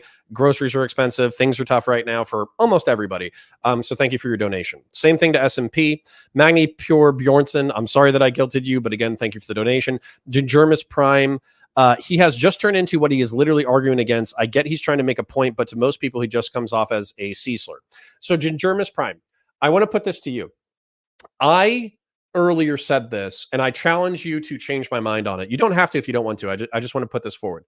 I don't think I've ever seen Destiny argue for increased sensitivity in discourse. I don't think I've ever seen him do it. I think I've seen him say that conservatives get away with saying a bunch of wild stuff, that they don't verify their facts, that I wish that they were more honest, I wish they were more good faith, et cetera, et cetera. But I don't think I've ever seen him say or try to moral frog about conservatives being better with their rhetoric. I just haven't seen it. Now, maybe you have a clip that would change my mind, but I don't think I've ever seen it. I think the biggest problem here is not necessarily whether or not this is consistent with Destiny's view. I actually think this is relatively consistent with Destiny's view.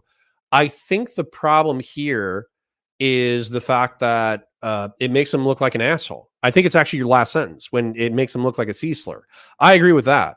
So when somebody asks you, will you be willing to condemn somebody like a political assassination? The obvious answer is, of course. Yeah, duh. I don't think we should be shooting each other in the face at all. What? Why? But why would we? If we're starting to shoot each other, then something has gone horribly wrong in our politics. However, I think that a healthy chunk of the violence and hyperbole and rhetoric can be laid at the feet of the Republicans. Therefore, I think this is actually a healthy chunk Donald Trump's fault. And I will also take issue with the fact that the conservatives on this panel, I have talked about, the extremists and hyperbole and rhetoric all across the political spectrum. They will not own a single thing on their side that is bad. And then I would just hammer that point.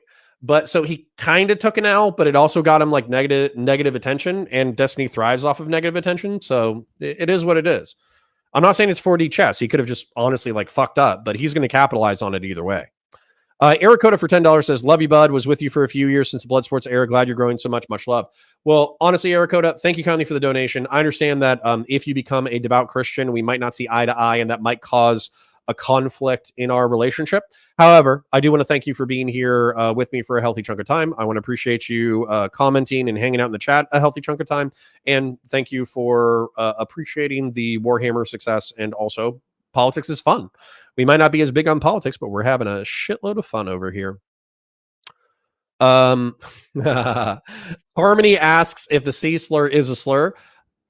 I would say it, but honestly, I'm trying to take it easy on the editor. And also, there are younger people who are coming into the chat sometimes. So while I won't totally get rid of my profanity, I'm trying to reduce it a little bit. Gingerma says, yes, I can find him saying this circa 2018. Well, dude, that's 6 years ago. In online politics, that's almost a lifetime, right? So you can hold him to account for something that he said 6 years ago. But I'm just going to tell you, as an online political debate fella, I am a wildly different person than I was in 2019 when I first started this. 100%.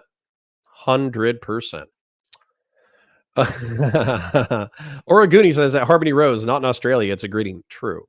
Harmony Rose says, as a woman, I can see the argument for the B word being a slur, but even then, not really. I'm with you. I love both words, and when I get angry, I will say both. But I am not I'm not particularly angry right now, so I'm not going to say profanity unnecessarily. Mickey Guriano says, they're basically asking Destiny to take responsibility, which is fine. You can. But if he says, no, I'm not going to until you take responsibility for some of your things. So if I was in that conversation and I was representative of a moderate Republican or centrist perspective and, right leaning, and Destiny said, well, can you take responsibility for January 6th? I would say absolutely. I would say 100%. I would say that if the election was stolen, Donald Trump should have proven that. He should have proven that in court. But if he was unable to prove it in court, he should have still proved it to the American people in the court of public opinion. He should have had lawyers and other professionals verify his findings and make it clear that he actually had the election stolen from him. And he should have done that through those means instead of stirring up his people to the point that they believe that we were on the verge of the death of the Republic. And the only way to save the Republic was by storming the Capitol. That's what I would say. And then I would expect him to give me a concession and say, well, since you were willing to say that January 6th was bad, I will say that shooting Donald Trump in the face is bad. And then boom, we have a little bit of consensus. We got a little bit of good faith. We got some reciprocity. We're both citizens of the United States. We're working towards a shared goal of a better country. We could do that. But the truth is that Rubin and Charlie cannot admit to that because it would piss off their base. And since they're only good at basically being pretty, let's admit that Dave Rubin is pretty as well. Since they're only good at being pretty and regurgitating talking points, they can't admit that shit. So, yeah. Christian Blair says he changed his position regarding the lack of ability for the Supreme Court and the government to check Trump. Did he? Christian Valeris, can you expand on that? The only reason why I asked that was because the thing that I was thinking about challenging Destiny on was, let's say that Biden had ordered the extrajudicial murder of Trump via assassin.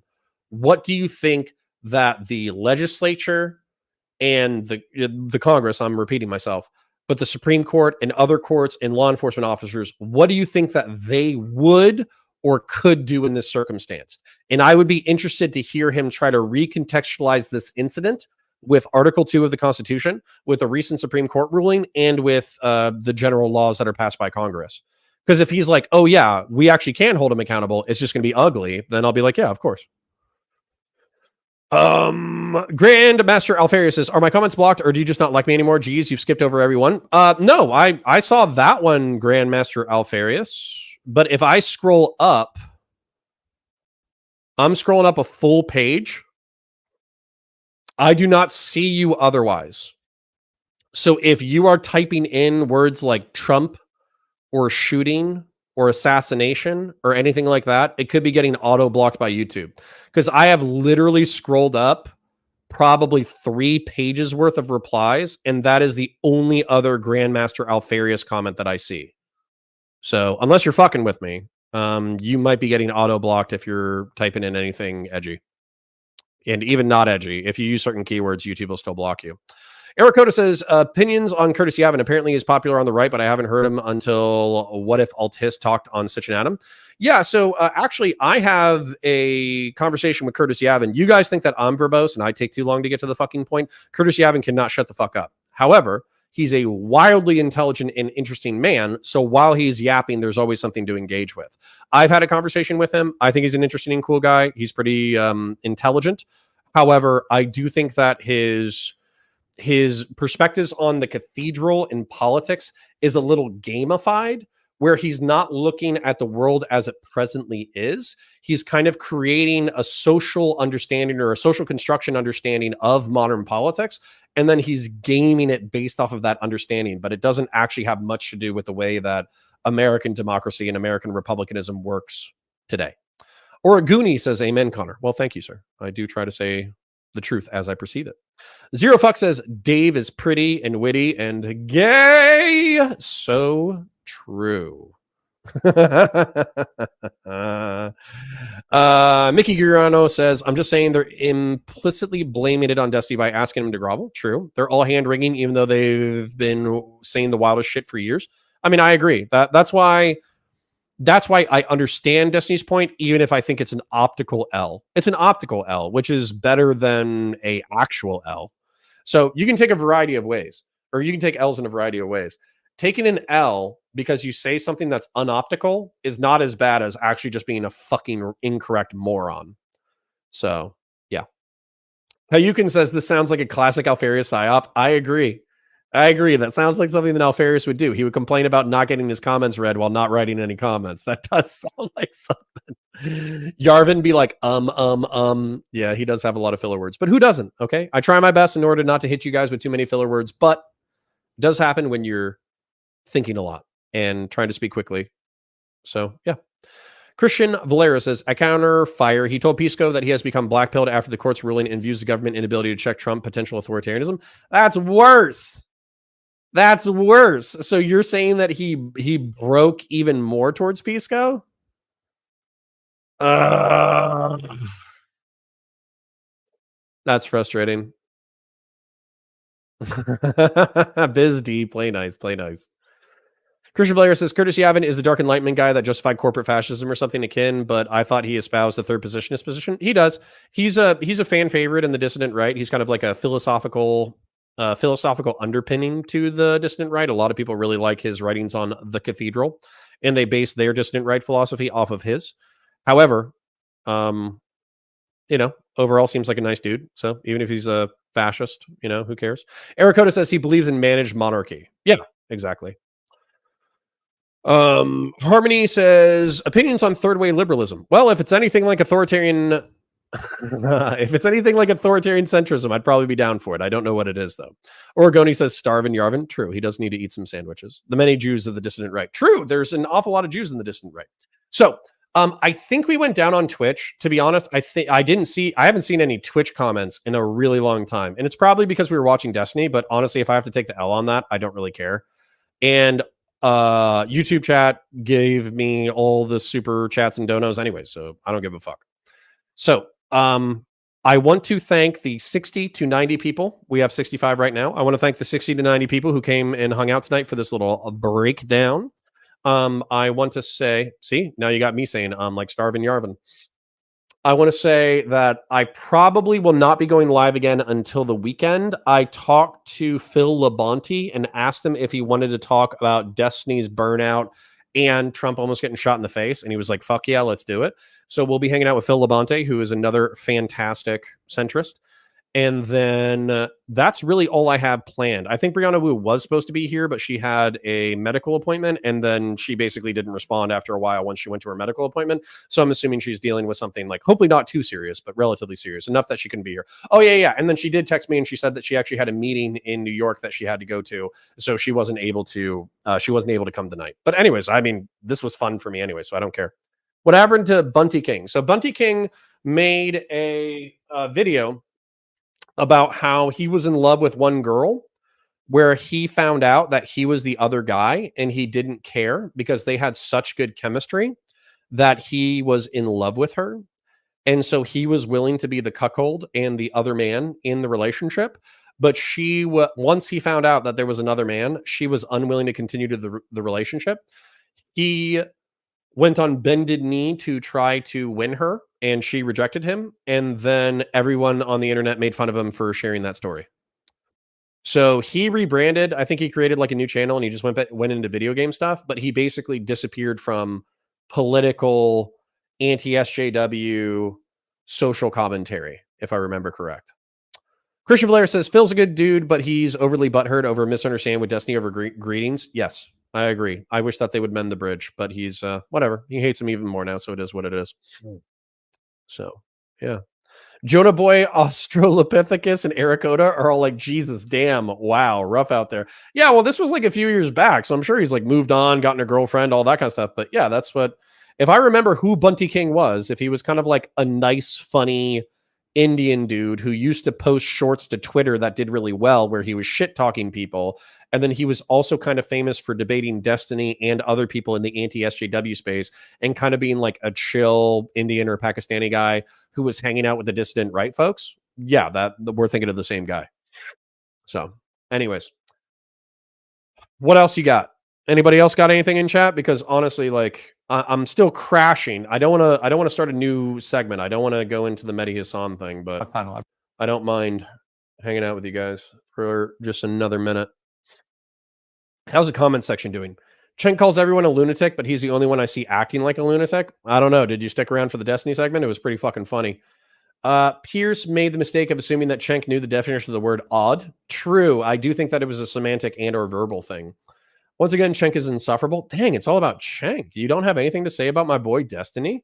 Trump calls widow a firefighter who died protecting his family. He was very kind. Aw, that's cute. You clowns removing comments. Good job deleting comments. Laugh my ass off. Destiny's comments are truly just vile. That's not the American way. See, that's what I'm wondering is I'm wondering if these people have the verbal comprehension to understand that Destiny would probably typically condemn an assassination. However, he's not going to do so because he's not getting any concessions from Charlie or Dave tonight. I don't think that they have the verbal comprehension to understand that. But that's okay. It's okay. It is what it is.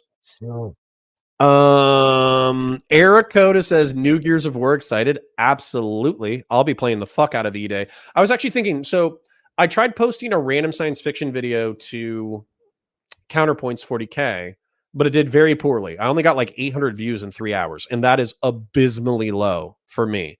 So, and there was nothing wrong with the content. The content was great, but people just weren't interested in it because it wasn't Warhammer. So I'm thinking about launching another channel, as if I don't have enough channels and as if I don't have enough responsibilities as is. But I was thinking about doing another channel where I expand the unified timeline and I break down in chronological order different films and TV shows that would be in the unified timeline. So I might start with something like prehistory, some like caveman movie. Then I would move into like Gladiator.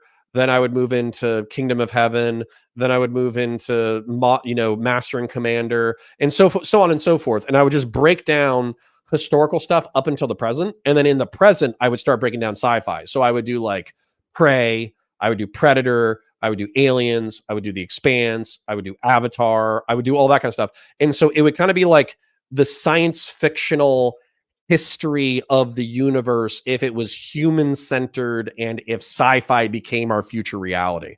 So I kind of wanted to do that, but I just don't know if it would be successful or if I have enough time or energy to do it. So it's in the back of my mind.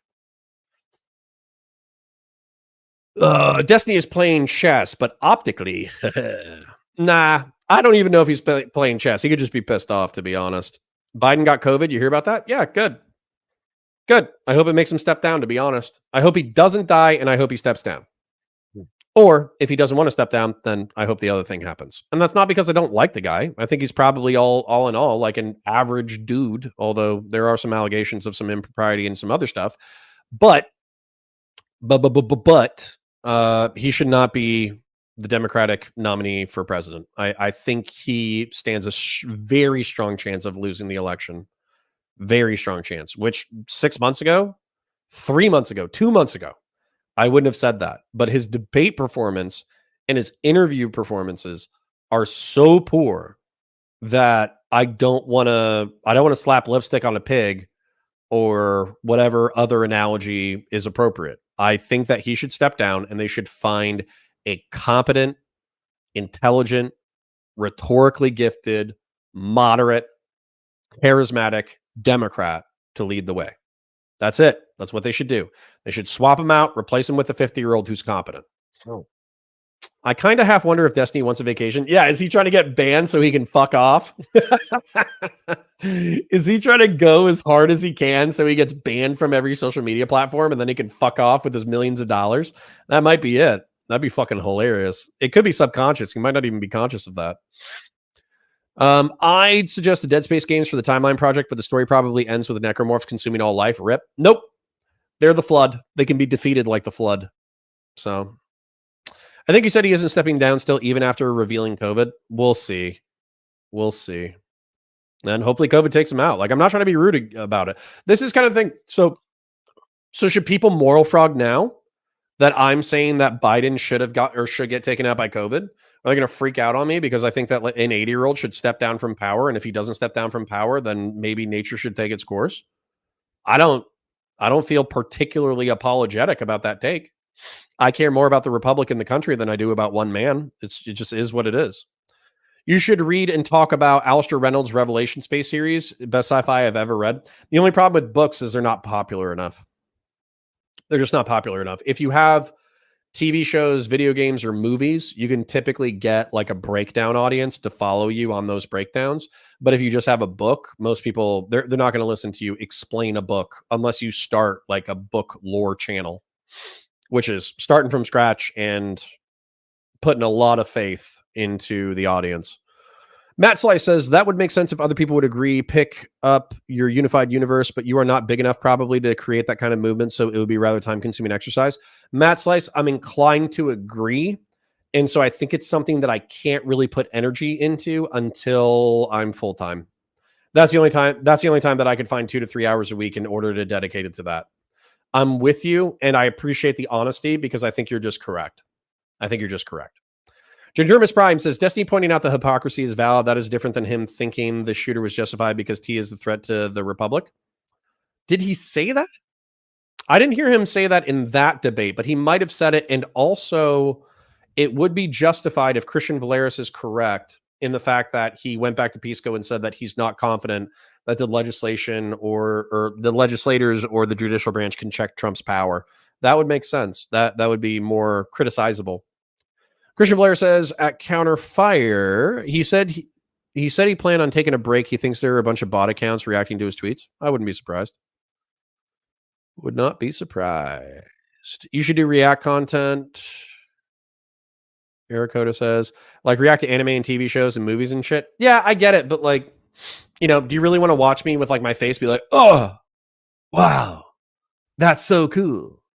Oh my God, that's so crazy, bro. Oh, ooh, oh, I would have never expected that. Would you really just want me to do that for 30 minutes at a time over your favorite media? Because if I had to do that for the rest of my life, I'd probably kill myself.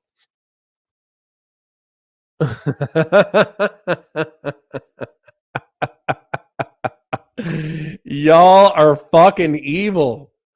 Y'all are evil. You're fucking with me. You're like, yes, do that. Make faces. Make faces to my favorite anime, and I will watch it. I'm not saying it's not impossible. Obviously, I want money, and it seems like plenty of React channels. Yeah. Ericoda literally says it.